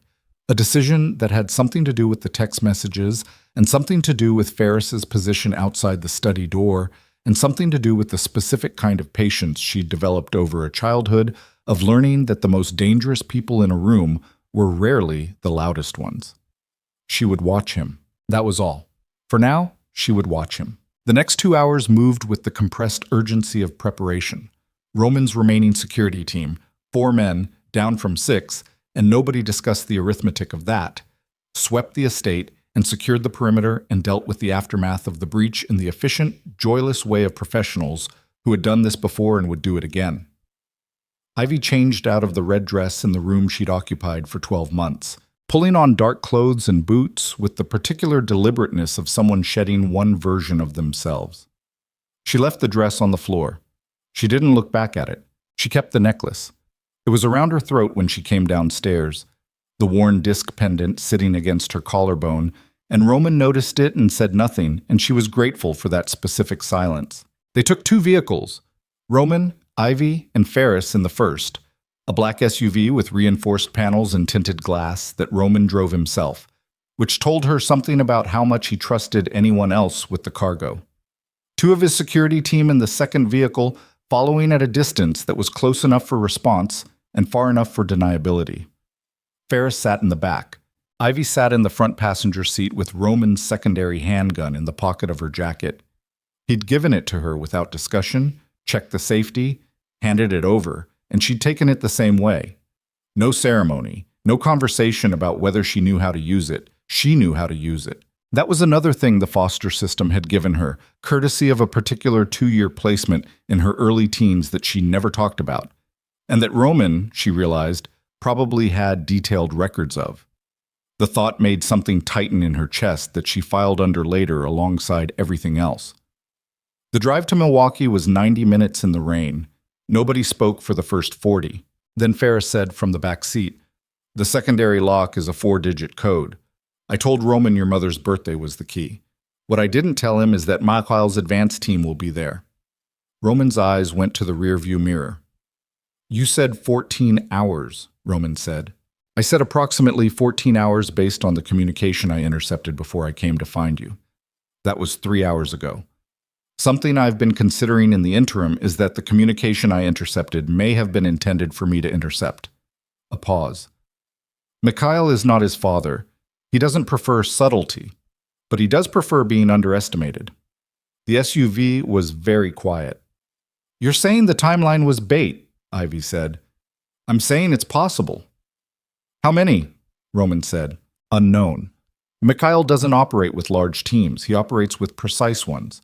2 men, possibly 3. But they will be the specific 2 or 3 men he trusts with work that needs to be done correctly." A pause. "They will be better than what came to the estate tonight." Ivy looked at the dark highway unwinding in the headlights. "Why are you telling us this now?" she said. "You had 40 minutes of silence to choose from." "Because I spent 40 minutes deciding if telling you changed my position or improved it," Ferris said. "I decided it improved it." "That's the most honest thing you've said all night." "I'm aware." Roman said nothing. His hands were steady on the wheel, and his eyes were on the road, and the cut on his cheekbone had been cleaned and closed with butterfly strips that Ivy had applied in the study before they left. She'd worked carefully, and he'd held still, with the patience of a man accustomed to being repaired in a hurry. But the wound in his side was bandaged under his shirt, and she knew it was deeper than he'd admitted, because she'd seen his face when she'd pressed gauze against it, and his face had done the thing it did when he was controlling a response that he hadn't given himself permission to have. He was running on adrenaline and stubbornness. She was running on something she didn't have a clean name for yet. They reached the outskirts of Milwaukee at 4 in the morning.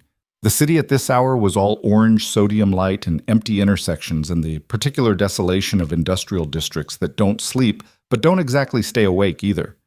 The storage facility was in a neighborhood that had been something functional 30 years ago and was now a collection of corrugated metal buildings and chain-link fences and the skeletal remains of light industry that had relocated somewhere cheaper. Roman killed the headlights 2 blocks out.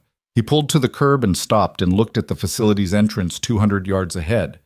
A gate in chain link, a small office building, a grid of storage units behind it.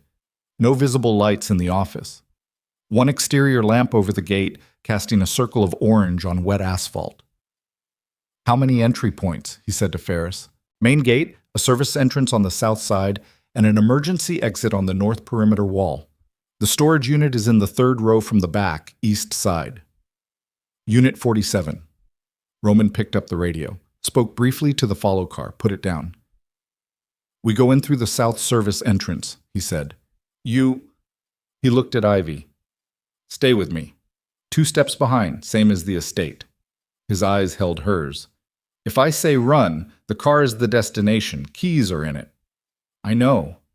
"Ivy, I know," she said. "I'll run if I need to." "I won't need to." He looked at her for 1 second longer than necessary. Then he got out of the car. The rain had thinned to a mist that sat at shoulder height, and turned every light source into a halo and made the world feel like it had been reduced to a radius of 20 feet. Ivy moved through it behind Roman, close, her boots quiet on the wet asphalt, her right hand in her jacket pocket. Ferris was behind her. One of the security team was flanking wide on the left. The other was covering the main gate from a distance. The South Service entrance was a personnel door in the chain link, padlocked. Roman's man had it open in 45 seconds with a tool Ivy didn't look at too carefully. They moved inside. The storage units were arranged in long parallel rows under corrugated roofing, open-sided. The units themselves sealed metal doors with individual locks. The facility was quiet except for the mist and the distant sound of the highway and the specific ambient hum of a place that stores things people don't know what to do with. Third row from the back, east side. They moved through the second row and Roman was in front, and Ivy was counting units automatically, the way she counted things when she was nervous, the way her brain had always reached for numbers when emotions got too large. She heard it before she saw it. A breath. Controlled, deliberate. The breath of someone who has been waiting and is very good at it. She grabbed Roman's arm. He stopped instantly. One beat of absolute stillness. Then the light hit them. Not a flashlight, a tactical lamp, the kind attached to a weapon, and it came from the far end of the row and lit the three of them in flat white. And behind it was a shape. And behind that shape was another shape. And Ivy's eyes adjusted fast enough to see that both shapes had weapons raised and were not moving and were waiting with the patience of men who had been there for some time and were not surprised by the arrival. Mr. Vercetti. The voice was accented, Eastern European, the consonants clipped at the edges. We've been expecting you for about an hour. I'm glad you made it. Roman didn't move. Kozlov, he said, you know me. Good. That saves introductions. The man stepped forward slightly into the edge of the lamp's spill, and Ivy could see him now, mid-40s, heavily built, with the kind of face that had been broken and reset enough times that it had stopped arranging itself around expression and simply existed as architecture. He had a weapon on Roman, and his partner had a weapon on the space between Ivy and Ferris, and the geometry of it was deliberate and complete. Mikhail sends his regards. Where's the second team? Roman said. Watching your car, Kozlov said. Your two men in the follow vehicle are currently having a conversation with three of ours. I imagine it's not going well for them. He tilted his head. You came with less than I expected. I travel light. Tonight that's a problem for you. Ivy's hand was around the gun in her jacket pocket. Safety off. She'd done it in the car, quietly, without drawing attention to it. The weapon was a compact 9mm, and at this distance it would do what it was designed to do, and she had shot things before, tin cans and paper targets in a field behind a house she'd lived in for 8 months at 14, under the instruction of a man she hadn't liked but whose teaching had been competent. She calculated the angle. Then Ferris moved, not toward the threat. Sideways, a single lateral step that put distance between himself and Ivy, that repositioned him from behind her to beside her, that changed the geometry of the tableau in a way that was small and precise and completely intentional. Roman felt it. She felt Roman feel it, a tension that moved through his arm where her hand was still gripping it, a sudden recalibration, and she saw his eyes move fractionally to Ferris's new position, and she saw the understanding hit him. Ferris, Roman said. Very quiet. I'm sorry, Ferris said. He didn't sound sorry. He sounded like a man completing a transaction. Kozlov smiled. The expression didn't reach anything above his jaw. Mr. Ferris has been very helpful, Kozlov said. Your second vehicle's location, your entry point, your timeline, all very helpful. He looked at Roman. The drive he gave you is real, by the way. I want you to know that. The federal contact is real. The case documentation is real. Mr. Ferris is a very thorough man. He builds things that work so that people trust them. A pause. The storage unit, however, does not contain what he told you it contains.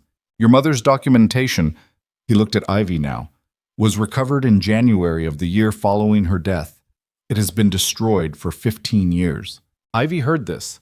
She processed it. She filed it. Then why are you here? She said. Kozlov looked at her with what might have been mild surprise. The surprise of a man who expected the woman in the room to be an accessory to the situation rather than a participant in it. Because you are here, he said simply. The documentation was always secondary. You were always the primary. While it existed, there was a reason to keep you alive. A witness who might one day reach it, testify to its authenticity, provide continuity of custody. Without it, you're simply a liability that has been outstanding for 16 years. He tilted his head again. Mikhail likes to close things.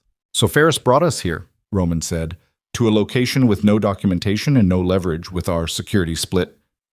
To simplify the situation, yes. How much? Roman said to Ferris. Not angry, past angry. The voice of a man on the other side of emotion, operating in a place that was very clear and very cold. Ferris looked at him. Enough, Ferris said. Enough, Roman repeated. I told you, I make practical decisions. You told me that an hour ago. An hour ago I thought I understood what it meant. Roman's voice was very low and very even, and Ivy could feel the quality of it the way you feel pressure changes before weather. Now I understand it means you walked into my house and you sat across from this woman and you told her that her mother was murdered and watched her absorb that information, and then you led her to a room with a weapon in it and called it a transaction. Ferris said nothing. Look at her, Roman said. Ferris looked at Ivy. Roman moved. He moved the way he'd moved in the kitchen. Not fast, not dramatic, but with the absolute directional certainty of a man who has decided and is implementing. And the decision had been made somewhere in the 3 words, look at her, and everything that followed was just the physical expression of it. His weapon came up, and he put 1 shot into the tactical lamp at the end of the row, and the white light exploded, and the row went dark. Ivy dropped. She dropped because every instinct she had fired simultaneously, and the floor was better than standing, and she went sideways behind a concrete pillar, and the weapon was out of her pocket, and the return fire from Kozlov's partner came in 2 rapid shots that hit the unit door behind where she'd been standing, and the metal screamed. Footsteps. Roman moving in the dark. Moving. A collision. Bodies. Close. The sound of a weapon being fought over, and then a shot that went into the roof, and then nothing. Then 1 more shot. Then silence for 2 seconds. Ivy. Roman's voice. Close. Here.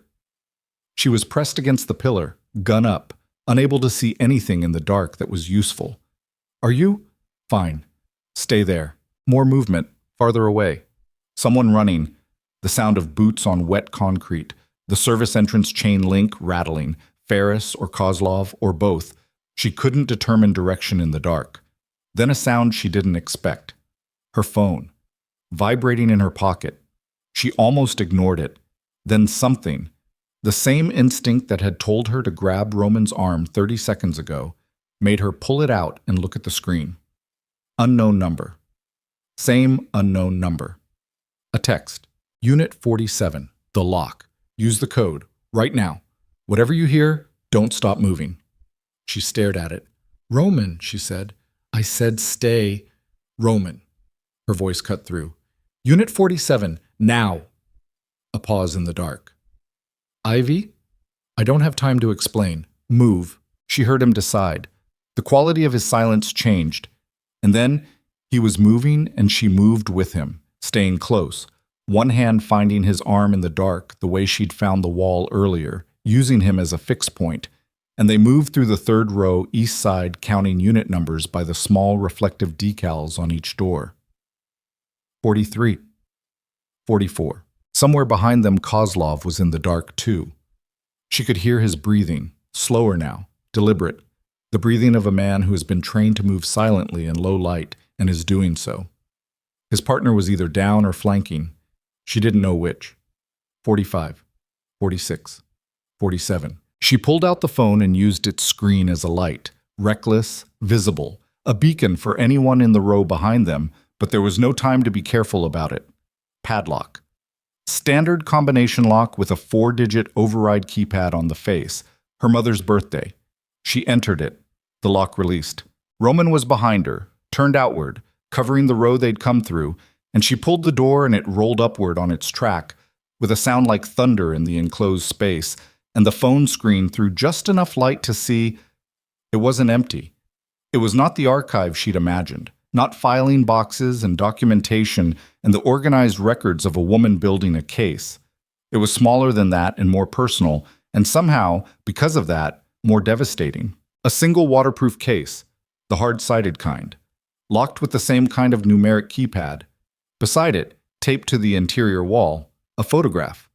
A woman she recognized from 2 other photographs she owned, the only 2 she'd ever had. Dark hair, serious eyes. A face she'd been trying to reconstruct from memory for 16 years and had never quite managed to hold still. Her mother. In the photograph, Mara Hale was standing in front of this unit. She was looking directly at the camera with an expression that contained no uncertainty whatsoever. The expression of a woman who has made her decision and is at peace with it. On the photograph, in handwriting that was not her mother's, she left this for you, not for the case, for you. She always knew it would be you. Ivy's hand was shaking. She didn't know when that had started. Roman said, from behind her, very quiet and very urgent. Ivy, someone's at the end of the row. She grabbed the case. It was heavier than it looked. She came out of the unit and Roman was right there, and she could see the shape at the end of the row now. One shape, moving with purpose, closing the distance between them. And Roman raised his weapon and the shape raised something back and the distance was 30 feet in closing. Kozlov, Roman said, 20 feet. Put it down, Roman said. 15. Kozlov's weapon was aimed at Ivy. Not at Roman. At Ivy.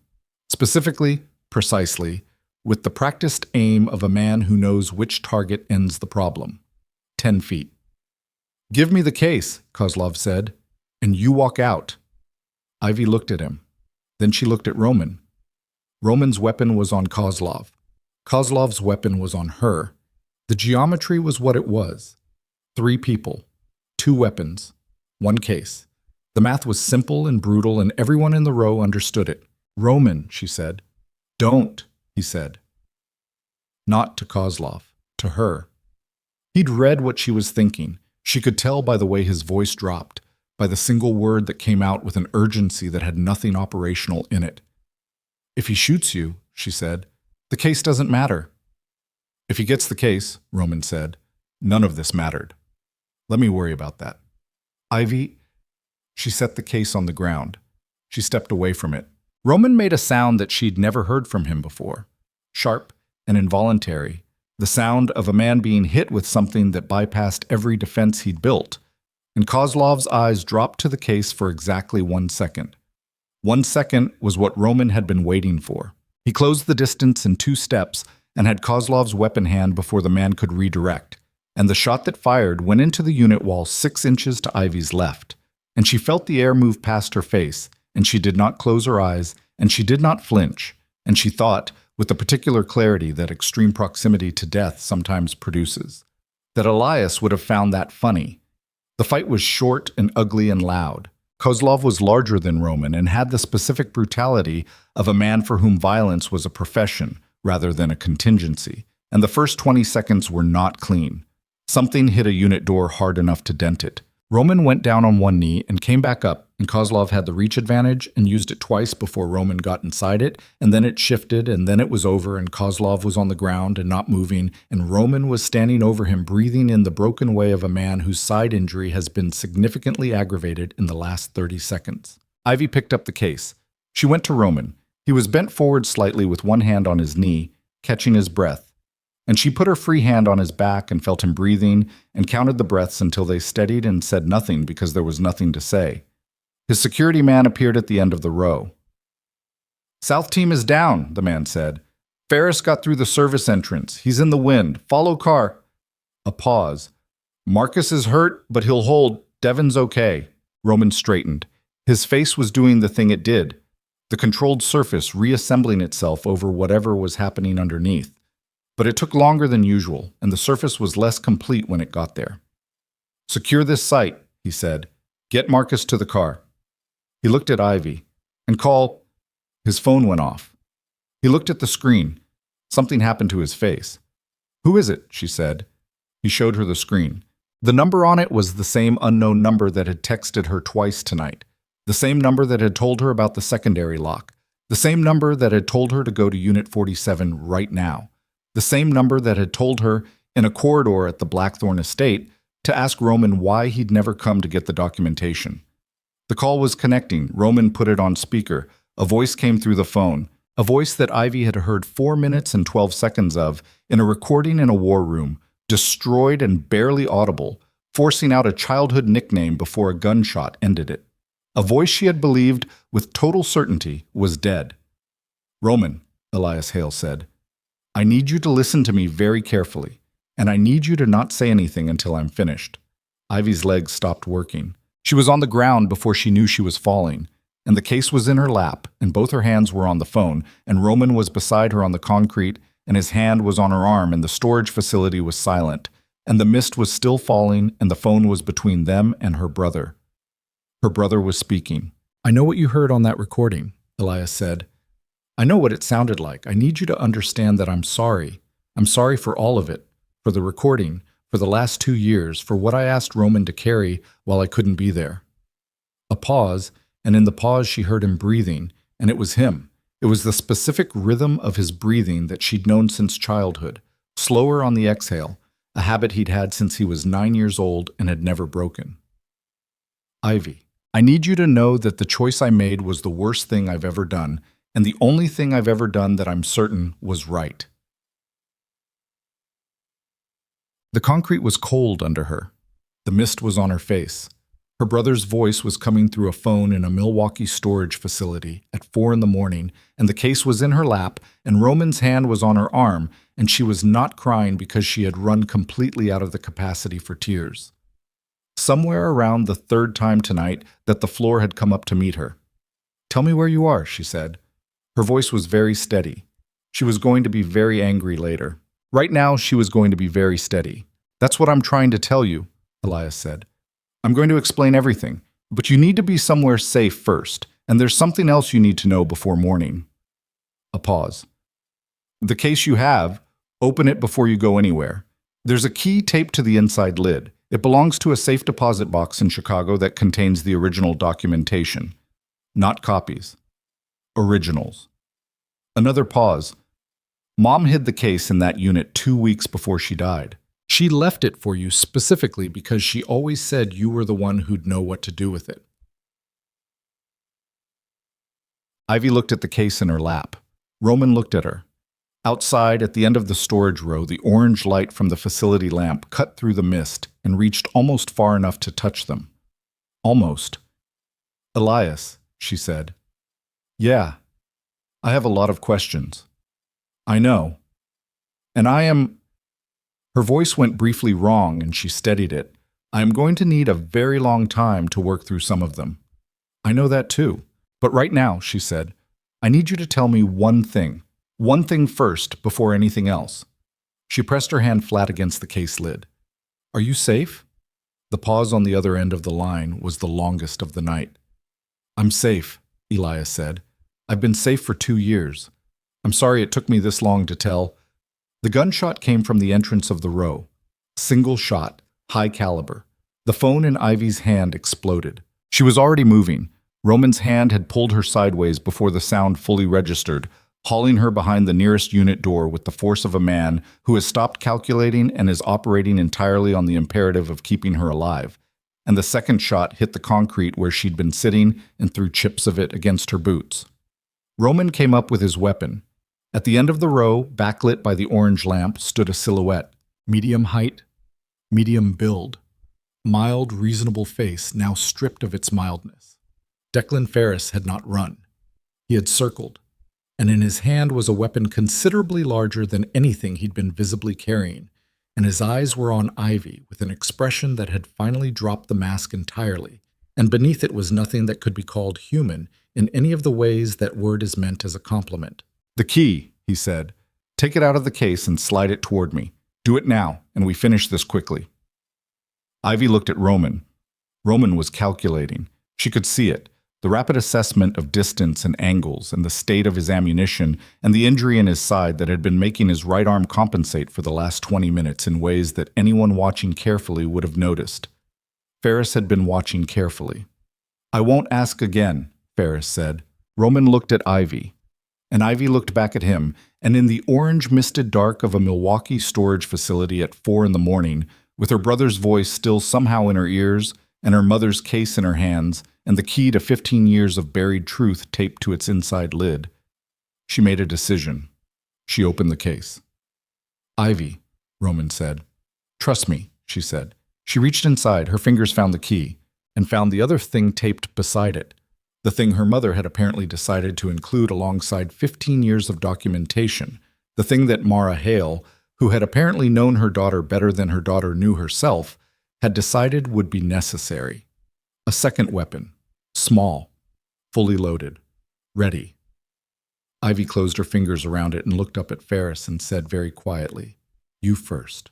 The shot Ferris fired went wide. Not by much. Wide enough. Ivy had moved the same instant she'd said "you first," not standing up, not presenting herself as a target, but rolling sideways along the base of the unit doors with the small weapon in her hand and the case tucked against her ribs, moving away from Roman's position because two targets in separate directions were harder to track than two targets in the same place. And Ferris's eyes followed her for exactly the half second it took Roman to close 12 feet of concrete. He didn't shoot Ferris. He hit him, full force, shoulder into sternum, the collision loud and graceless and immediate, and both of them went into the unit door behind Ferris hard enough to buckle the lower panel. The weapon discharged into the roof. Roman got his hand on the weapon hand and bent it back, and the sound that followed was the sound of a joint reaching its limit, and Ferris made a noise that was not controlled or mild or reasonable, and the weapon hit the concrete and skittered toward Ivy's boots. She picked it up. She stood up. Ferris was on the ground with Roman's knee in his back and his arm at an angle arms were not designed for, and his face was against the wet concrete, and the mild expression was gone. And what was underneath it was pain and fury, and the specific humiliation of a man who has spent his entire professional life being the smartest person in the room and has just been outmaneuvered by a woman with a weapon her dead mother left her. Roman looked up at Ivy. His breathing was ragged. The wound in his side had opened. She could see the dark stain spreading through his shirt, larger than before, and his right arm was shaking slightly with the effort of holding Ferris down, and his face was pale in the orange mist light, with the particular pallor of a man running very close to empty. "Security team," he said. His voice was still even, barely. "Coming," she said. She had the radio from her jacket pocket. She relayed their position. She kept both weapons, her mother's and Ferris's, visible and ready, though Ferris had stopped struggling and seemed to have made his own assessment of the situation. The security man appeared at the end of the row 40 seconds later. Roman stood up slowly. Ivy watched him straighten and watched the cost of it move through his body. The controlled exhale, the deliberate squaring of his shoulders, the particular way he absorbed pain and rerouted it into something that looked like composure from a distance. She had spent 12 months living in the same house as this man, and had spent most of that time believing the composure was the truth of him. She understood now that it was the effort. The truth was underneath. The truth had been underneath the whole time. In a dead man's necklace kept in a wooden box, in a letter carried for 2 years, in a 4-digit code never used, in the specific sound his voice made when he'd said, "I don't know if I can in a ruined study with rain coming through a blown-out wall." "Can you walk?" she said. "Yes." "Can you actually walk, or are you telling me you can walk?" He looked at her. "Both," he said. She handed Ferris's weapon to the security man and kept her mother's, and she put her free hand under Roman's arm, not dramatically, not tenderly, just practically, the way you support a structure that is functional but compromised. And they walked out of the third row, east side of the Milwaukee storage facility, into the orange-misted pre-dawn, with the case under Ivy's arm and the key against her palm and the necklace at her throat. And the sky to the east was the particular deep blue that happens in the 40 minutes before sunrise when the dark begins losing its conviction. The drive back to Chicago took longer than 90 minutes because Roman needed a hospital and wouldn't go to one. He would go to a man he knew, he said, a doctor who operated in the specific category of medicine that served people who couldn't appear in emergency room records. Ivy did not argue about this because she had used up her arguing on things that mattered more, and because the wound, when she looked at it properly in the SUV's interior light, was serious but not immediately critical, and the man she knew had apparently dealt with worse. She sat in the back with Roman this time. The security man drove. Ferris was in the follow vehicle, secured, not speaking. Roman sat with his head back against the seat and his eyes mostly closed and his breathing the slow, deliberate rhythm of a man managing pain by controlling the space around it. Ivy sat beside him with the case on her lap and her shoulder against his and said nothing for a long time. Then she said, "He's alive." Roman didn't open his eyes. "Yes." "You knew." A pause. "I suspected," Roman said, "for about 8 months. There were things that didn't add up about the ambush, details in the aftermath that were consistent with a staged death more than an actual one. I started following threads." His jaw tightened. "I found evidence that someone had been moved out of the country through a network I recognized. The profile matched. And you didn't tell me." "No. Because you weren't certain." "Because I wasn't certain," he said. "And because if I was wrong—" He stopped, opened his eyes, and looked at the ceiling of the SUV. "If I was wrong, I would have given you your brother back and then taken him away again. I wasn't willing to do that to you." Ivy considered this. "That was the right call," she said. Roman looked at her. "That one," she said. "The storage unit was not the right call, but that one was." He held her gaze for a moment. Then he closed his eyes again, and she felt the tension in his shoulder against hers change. Not disappear, but shift, the way weight shifts when something that has been held at arm's length is finally allowed to rest. They rode in silence the rest of the way. The doctor was in Pilsen, in a basement apartment accessible through a dry cleaning business that was real in all the ways a business needs to be real and served its secondary purpose quietly and without drama. He was 60 years old and moved with the efficiency of someone who had long since stopped being surprised by what people brought to his door in the early hours of the morning. He looked at Roman's side, asked 3 questions, answered none, and told Ivy to wait in the front room. She waited. She sat in a chair that had seen better decades, and she set the case on her knees, and she looked at it in the fluorescent light of a dry cleaning waiting room at 5 in the morning, and she thought about her mother. Mara Hale had been 34 years old when she died. Ivy had done this arithmetic before, had known since she was old enough to do it that her mother had been young, that the age gap between them was smaller than it seemed when you were a child, measuring adults in the units of old and not old. She had known it intellectually. She had not known it in her body until tonight, sitting with her mother's case in her lap, understanding that Mara Hale had made a decision at 34 that she had known would likely kill her, had made it anyway, had hidden the results of it in a storage unit under a name from her past life with a photograph taped to the wall and a weapon beside the evidence, as if she had seen her daughter coming through that door and had tried to be ready for her, as if she had trusted the daughter she'd never gotten to know with the things she'd died for. Ivy pressed her palm flat against the case lid. She thought about the photograph, the direct gaze, the expression that contained no uncertainty. She understood it now in a way she hadn't when she'd first seen it. It wasn't peace. It wasn't resignation. It was the expression of a woman who has made her calculation, who knows the cost, and who has decided that the cost does not change the answer. Ivy had made that same expression 3 times tonight. She was her mother's daughter. She hadn't known that until now. The doctor came out after 40 minutes and told her Roman would need 2 days of rest and antibiotics and to stay away from anyone trying to shoot him, which was advice she received with the specific deadpan of a person who has absorbed too much in the last 6 hours to respond to anything with full sincerity. He said Roman was asking for her. She went in. Roman was on the examination table with his shirt off and a clean bandage across his right side and the cut on his cheekbone redressed. And he looked, stripped of the dress shirt and the operational composure, like a man who had simply been awake too long and taken too much damage and was running on the last of something that didn't have a clinical name. He looked, she thought, entirely human. She sat in the chair beside the table. "Ferris," he said, "your man has him. He's not going anywhere." "The federal contact on the drive, the case number." Roman's voice was slower than usual, the pain medication doing what it was designed to do. "It's real. I verified it at the estate. If the safe deposit box us—" "It's real," she said. "The key is real. My mother was real." She held his gaze. "We'll deal with the safe deposit box when you can stand up without it costing you something."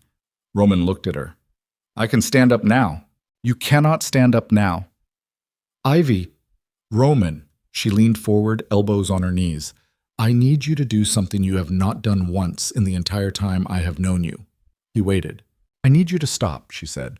Just for a few hours. Stop managing and stop calculating and stop deciding things on behalf of people who didn't ask you to. The case is here. The key is here. Ferris is secured. Your federal contact is real. Everything will still be true in 4 hours. She held his eyes. Stop. A long silence. I don't know how to do that, he said. I know, she said. Do it anyway. He looked at the ceiling. He breathed. He stopped. She sat with him until the medication pulled him under, which took less time than she expected, and told her how depleted he actually was beneath the management of it. She sat for a while after that, in the dry cleaning basement in Pilsen, listening to him breathe, watching the particular quality of a face in sleep, unguarded in a way it never was awake, stripped of even the involuntary defenses that a person carries without knowing. He looked younger. She thought about a man who had built a fake employment agency and bought out a trafficking contract and kept a letter for 730 days and known a code he never used because using it meant letting go of the only thing that made the keeping bearable. She thought about the specific texture of that loneliness, the kind that disguises itself as protection, the kind that tells itself it is serving someone else while quietly, incrementally, serving itself. She was not going to forgive him quickly. She was going to forgive him. Those were different things, and she was old enough and tired enough to know the difference. She picked up the case and she went into the waiting room and she called the number. It rang 4 times. Then Elias said, Ivy. She closed her eyes. I need you to tell me everything, she said. From the beginning. All of it. I know. And I need you to understand that when you're done, I'm going to be very angry with you for a significant period of time. I know that too. And then after that, she said, I'm going to need to see you. His exhale was long and slightly unsteady. Tell me when and where, he said. I'll be there. She opened her eyes. Outside the small window above the waiting room chairs, the sky had gone from deep blue to the first pale gray of actual morning. Not sunrise yet, but the precursor to it, the light that comes before light, the intimation of day before day commits to itself. Tell me what happened in Calumet City, she said. And her brother began to talk. The truth when it came was not clean. The truths that cost the most never are. Elias had been alive because the ambush had not been as total as Roman believed. He had been hit. The recording was real. The injury was real. The sound of a gunshot was real. But the shot had not been fatal. In the chaos of the ambush's aftermath, with 3 of Roman's men down, and the counter-response coming in and bodies being moved and the scene being cleared in the rapid, brutal way of men who needed to be somewhere else, Elias had been pulled out by a woman named Carla Reyes, a federal agent who had been embedded inside the Volkov Midwest cell for 16 months, and who had been waiting for a moment when she could extract him without burning her own cover. Carla Reyes had made a calculation. The calculation was this: Elias Hale alive and hidden was more useful than Elias Hale dead and mourned, because Elias Hale alive had 16 months of intelligence in his head and a direct line to Roman Vercetti's organization, and the case she was building needed both. The calculation also was, telling Roman Vercetti that his informant was alive would expose the extraction, burn Reyes's cover, and end the federal investigation prematurely. So Elias had stayed dead. For 2 years. He had stayed dead and watched, through channels Reyes controlled, the aftermath of his own absence. He had watched Ivy get placed in the Blackthorn estate through a constructed employment agency and had understood what Roman was doing and had trusted it. Had trusted it because he had asked Roman to protect her and Roman was protecting her in the only way he knew how, which was thoroughly and completely and at the cost of everything else. He had watched Roman carry the letter. He had watched the safe deposit box remain unclaimed. He had understood, from a distance of 2 years, and the particular clarity that distance and near death provide, what was happening between the man he'd trusted and the sister he'd spent his adult life trying to save, and he had felt complicated things about it that he was going to need more than one conversation to fully unpack. She was ours, Ivy said when he reached the part about their mother. She was doing all of it, and we were in the foster system, and she didn't know it would happen that fast, Elias said. She thought she had more time. She thought she'd hidden us well enough that they wouldn't use us as leverage. His voice was careful. She was wrong about that. She was right about everything else. The case. The original documentation is in that safe deposit box, he said. Reyes has been waiting for it for 4 years. With Ferris in custody and the financial records from the drive and the original documentation, the case closes. The whole structure, Midwest Cell, Eastern Seaboard legacy accounts, the financial network that's been running for 25 years, it closes. And Mikhail Volkov. Reyes has enough on Mikhail specifically to put him away without the documentation. The documentation closes the legacy case, his father's case, the one your mother, he stopped, the one Mom died for. Ivy was quiet for a moment. It closes, she said. It closes, Elias said. She pressed her palm against the case again. Where are you? She said. He told her. He was in a safe house in Toronto that Reyes had maintained for 2 years, and he had been waiting for this phone call with the specific patience of a man who has had 2 years to practice patience and has not entirely made peace with it. He asked about Roman's condition with the careful neutrality of someone who has complicated feelings about a situation and has chosen to lead with the practical rather than the emotional. She told him. There was a silence.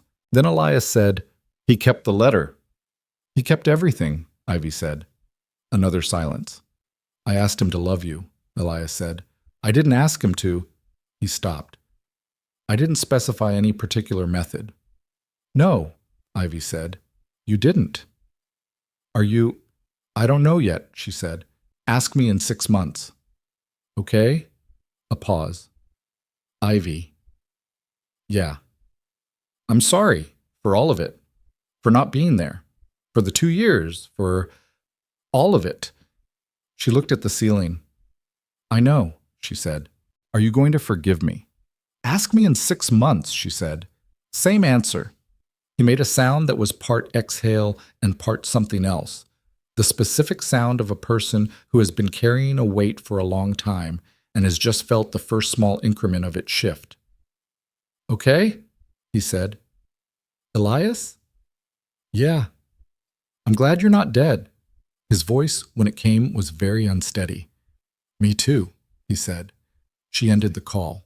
She sat in the waiting room chair with the case on her lap and the key in her hand and her mother's necklace around her throat and the gun on the chair beside her, and she let the morning come at the pace it intended to come, which was slow and gray and entirely indifferent to what had happened in the hours before it. That was fine. That was, she thought, what mornings were for. Roman slept for 4 hours and woke to find Ivy sitting beside the examination table in the same chair with the case on her knees and her eyes open and her face carrying the specific quality of someone who has thought a great many things through and is not finished but has reached a place where stopping is possible. He looked at her. She looked back. "Elias is in Toronto," she said. "He's been alive for 2 years. There's a federal agent named Carla Reyes who runs the organized crime case and who extracted him from the Calumet City scene. He's a material witness. When we deliver the documentation from the safe deposit box, the case closes." She held his gaze. "All of it. Your organization's exposure, the trafficking contracts, the Volkov legacy accounts, all of it." Roman absorbed this. "Toronto," he said. "Toronto. He's been alive for 2 years." "Yes." Roman looked at the ceiling. He breathed in slowly and let it out, and in that exhalation was something she'd been watching him hold for a very long time. 2 years of a dead man's weight, the specific gravity of a promise made in blood to someone dying, the guilt that calcifies when you survive something you weren't supposed to survive alone. "I didn't know," he said. "I know you didn't." "If I had known—" "Roman." She waited until he looked at her. "He's alive. That's the fact that matters right now. Everything else is—" She paused. "Everything else we deal with one thing at a time." He looked at her for a long moment. "The storage unit," he said. "I should have gone. 2 years ago, I should have—" "Yes," she said. "You should have." He held her gaze. He didn't explain it again.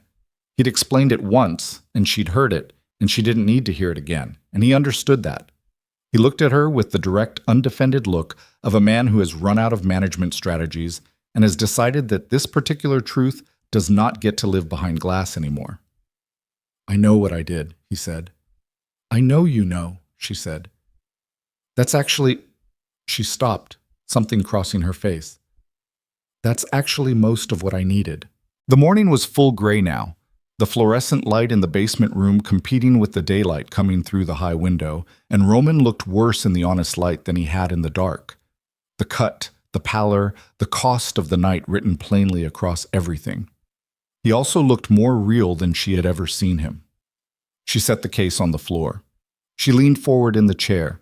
She put her hand over the bandage on his side, very lightly, just the warmth of her palm through the gauze. And she looked at him, and she said, "You're going to have to learn how to let me make my own choices. I know. Even when you think you know better. Especially then. And you're going to have to stop carrying things alone and calling it protection." His jaw moved. "That's harder." "I know," she said. "I know it's harder. I'm telling you to do it anyway." She held his gaze. "Because I'm not interested in being something you manage. I'm interested in being someone you actually—" She stopped for a second, something moving through her face. "Someone you talk to." Roman looked at her hand on his side. Then he put his hand over hers. "I'll try," he said. His voice was rough. "That's the right answer," she said. They stayed like that for a while, not speaking, not needing to. The room was quiet, and the morning was coming, and outside the dry cleaning business on a Pilsen side street was starting the particular gentle noise of a neighborhood waking up. A delivery truck, a door, someone's radio from an apartment above. And none of it knew anything about what had happened in the hours before dawn, and that was right and appropriate. The world didn't need to know. The world just needed to continue. She drove them to the safe deposit bank herself because Roman's right arm was not up to the specific task of Chicago traffic, and he knew it and allowed it without extended discussion, which she noted as progress. The bank opened at 9. They were there at 8:45, Ivy in the clothes she'd put on the night before, and Roman in a jacket borrowed from the doctor that was slightly too large across the shoulders, and they sat in the car in the bank parking lot in the gray morning and waited for the doors to open. "I want to be the one who opens it," Ivy said. "Okay," Roman said. "I don't need you to, Ivy, I said okay." She looked at him. "I know," he said. "I'm learning." She allowed herself one small thing that was not quite a smile and was adjacent to it. The safe deposit box was registered under Mara Hale's original name and accessed with the key and identification that Ivy carried in the form of a birth certificate she'd had since she was 17. One of the only documents she'd managed to hold on to across the years of being moved.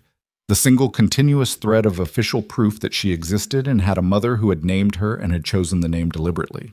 The bank manager, to his credit, did not visibly react to any aspect of their appearance. The box was brought to a private room. Ivy opened it alone. Roman waited outside. Inside the box, 4 sealed document envelopes, a USB drive, a handwritten inventory of contents, and beneath all of it, a small sealed envelope with one word on the front in her mother's handwriting, Ivy. She picked it up. She turned it over. She did not open it in the bank room. She put it in the inside pocket of her jacket, against her chest, and she picked up the inventory and she read it, and she confirmed that what was here was what Elias had described. The original documentation, the financial records, the testimony transcripts, the chain of custody that had been built by a 34-year-old woman who had known what she was building it toward and had built it completely anyway. She put everything back in the box and she called Carla Reyes. The federal agent answered on the second ring. She answered on the second ring as if she had been waiting for the call, which she had been. Elias had told her it was coming, and Carla Reyes was the kind of woman who was already in position before the call came. Her voice was flat and professional and carried under it the particular quality of someone who has been working toward a specific conclusion for 4 years and can now hear it in the distance.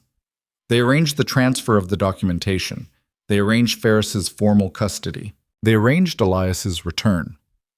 When Ivy came out of the private room, Roman was standing in the corridor with his back against the wall and his eyes on the door and his hands still at his sides. And when she came through the doorway, he looked at her with an expression she had no single word for. Relief, and something older than relief.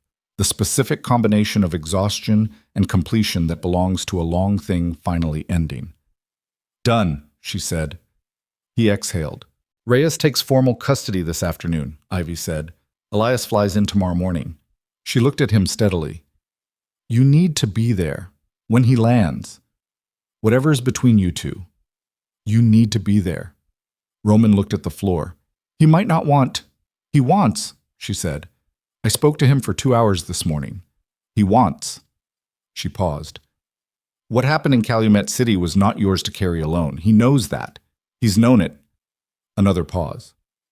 He also knows about the storage unit. Roman's eyes came up. I told him, she said. He needs to know the full truth. That was the deal. A long silence. What did he say? Roman said. He said. Ivy stopped. She thought about the specific silence on the phone when she'd told Elias about the code, the 4-digit code, 730 days untouched. She thought about what Elias had finally said after that silence, his voice careful and worn and honest in the way it always was when he was saying something he'd thought about for a long time. He said he understood it. He said he didn't forgive it. He said he was going to need time. She held Roman's gaze. He said you should be there when he lands. Roman stood with this for a moment. Then he nodded. One nod, carrying more weight than most words. They left the bank at 10:15. The gray morning had resolved itself into a day that was pale and cold and clean, the kind of November day that had shed the rain and was offering instead the particular stark clarity of bare trees and pale sky and ground that was damp but settled. Chicago in the late morning going about its business in the unsentimental way of a city that has seen everything and has decided that moving forward is simply what forward means. Roman drove this time. His right arm had recovered enough for city speeds, and he needed, Ivy understood, the specific control of being the one with his hands on the wheel. She understood this about him now. She didn't need to agree with it to understand it. They were on the Eisenhower when he said, "What was in the letter?" She knew which letter he meant. Her hand went to the inside pocket of her jacket. "I haven't opened it yet," she said. He glanced at her. "I'll open it when I'm ready," she said. "When I'm somewhere quiet, and I have enough time to do it properly." She looked at the highway moving under them. She was 34. "I want to read it when I've thought enough about what that means." Roman said nothing. He drove. After a while, "She would have liked you," he said. "Your brother talks about her the same way you move through rooms. Same precision, same refusal to be something that the situation requires instead of what you actually are." Ivy looked at him. "You talked to him about her," she said. He talked. I listened. A pause. It was what he needed, someone to tell it to. She looked at the road. "You're better at that than you think you are," she said. "The listening. I'm better at managing than listening." "You are," she agreed, "but underneath the managing." She paused. "Underneath it you actually hear things. You just don't let yourself respond to them." Roman's hand shifted slightly on the wheel. "That's something I can work on," he said. "Good," she said. They came off the highway into the near west side and the morning moved around them, ordinary and continuous, and requiring nothing of them except that they be present in it, which was, Ivy thought, the most demanding thing the world ever actually asked of anyone. Be present, keep moving. Let the night be what it was, and let the morning be what it is, and understand that the distance between those two things is not a failure or a betrayal or a forgetting. It is just time, doing what time does, which is continuing whether or not you're ready for it. She was ready for it. She was exhausted and sore and carrying things she would need months to fully set down, and she was ready for it. The Blackthorn estate looked different in daylight. That was her first thought when Roman turned through the gates, that she had lived here for 12 months and had moved through it every day, and had never quite seen it the way she saw it now, coming back to it after the night that had happened inside it. The damage was visible from the drive, the blown exterior panel on the east wing, the shattered upper window, the places where the night had left its marks on stone and glass. Maintenance would come. The marks would be covered. She knew what was under them now. She got out of the car. Roman came around the front of it and stopped beside her, and they stood in the drive and looked at the building, and the morning was cold on their faces and honest about everything. "I'm not staying," she said. Roman looked at her. "Not yet," she said. "I need—" She paused, finding the right words. "I need some time that isn't inside these walls. I need to be somewhere where I make the choices about how the day goes, and nobody has decided anything in advance. She turned to look at him. I need that for a while. Okay, he said. I'll come back, she said. Okay? I'm not saying I won't. I'm saying I need the time first. Ivy. His voice was quiet and direct and carried none of the management. I heard you. Take the time. Take what you need. He held her gaze. I will be here. She looked at him. This man who had made terrible choices for the right reasons and right choices for complicated reasons, and who had stood between her and everything that wanted her gone for 2 years without ever asking for credit and without ever telling her the truth. This man who had a cut on his face and a wound in his side and a dead man's promise in his chest that he'd kept in every way he knew how and one way he should have known better. This man who had kissed her in a ruined study like a person being forgiven. She stepped forward. She put her palm flat against his chest. The same gesture, the same place, the scar she'd pressed her hand against in the war room floor at the beginning of all of this. His heart was beating, steady, alive, present. I know, she said. That's why I'm coming back. She took her hand back. She picked up the case. She walked to her car, her own car, the one she'd bought on her first month's salary from a job that hadn't been real, but whose paycheck had been one of the many layers of Roman's construction that had been both lie and genuine simultaneously. And she put the case in the passenger seat and the key in the ignition. She looked at the envelope in her jacket pocket. Her mother's handwriting, one word. She thought, when I'm ready. She started the car. In the rear-view mirror, Roman stood in the drive with his hands in his jacket pockets and his face in the cold November light. And he watched her go without moving, without following, without deciding anything on her behalf. He stood there until she was through the gate. She watched the gate close in the mirror. Then she looked at the road ahead and she drove, and the morning opened in front of her, pale and cold and entirely hers. And the city was the city, and the day was the day. And somewhere in Toronto her brother was alive, and somewhere in a Pilsen basement a federal case was closing, and somewhere in the inside pocket of her jacket a woman who had been 34 years old had left a letter for a daughter she'd trusted to arrive eventually. Ivy drove. She drove until she found a park, a small one, the kind that exists in city neighborhoods not as a destination but as a pause, benches and bare trees and a path that went nowhere in particular. She parked. She sat for a moment with the engine off and the morning quiet around her. She reached into her jacket. She took out the envelope. She held it in both hands for a long time.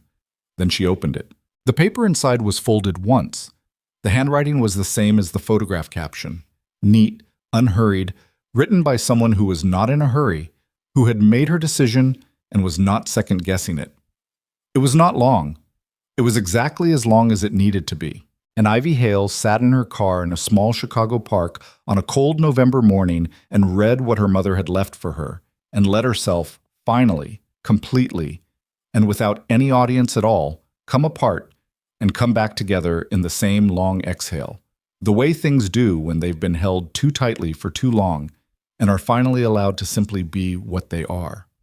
The trees were bare, the sky was pale. The city moved around her, indifferent and continuous. She was 31 years old, and she was the last of the Hales, and she was her mother's daughter, and she was no one's property and no one's project and no one's secret, and she was alive. And in 6 hours, her brother was going to call her again, and in 24 hours, he was going to land in Chicago, and in some unspecified future that was entirely and completely her own to define, she was going to decide what she wanted, and then she was going to do it. That was enough. That was, she thought, looking up at the pale November sky through the windshield of a car she had bought with her own money. More than enough. It was everything.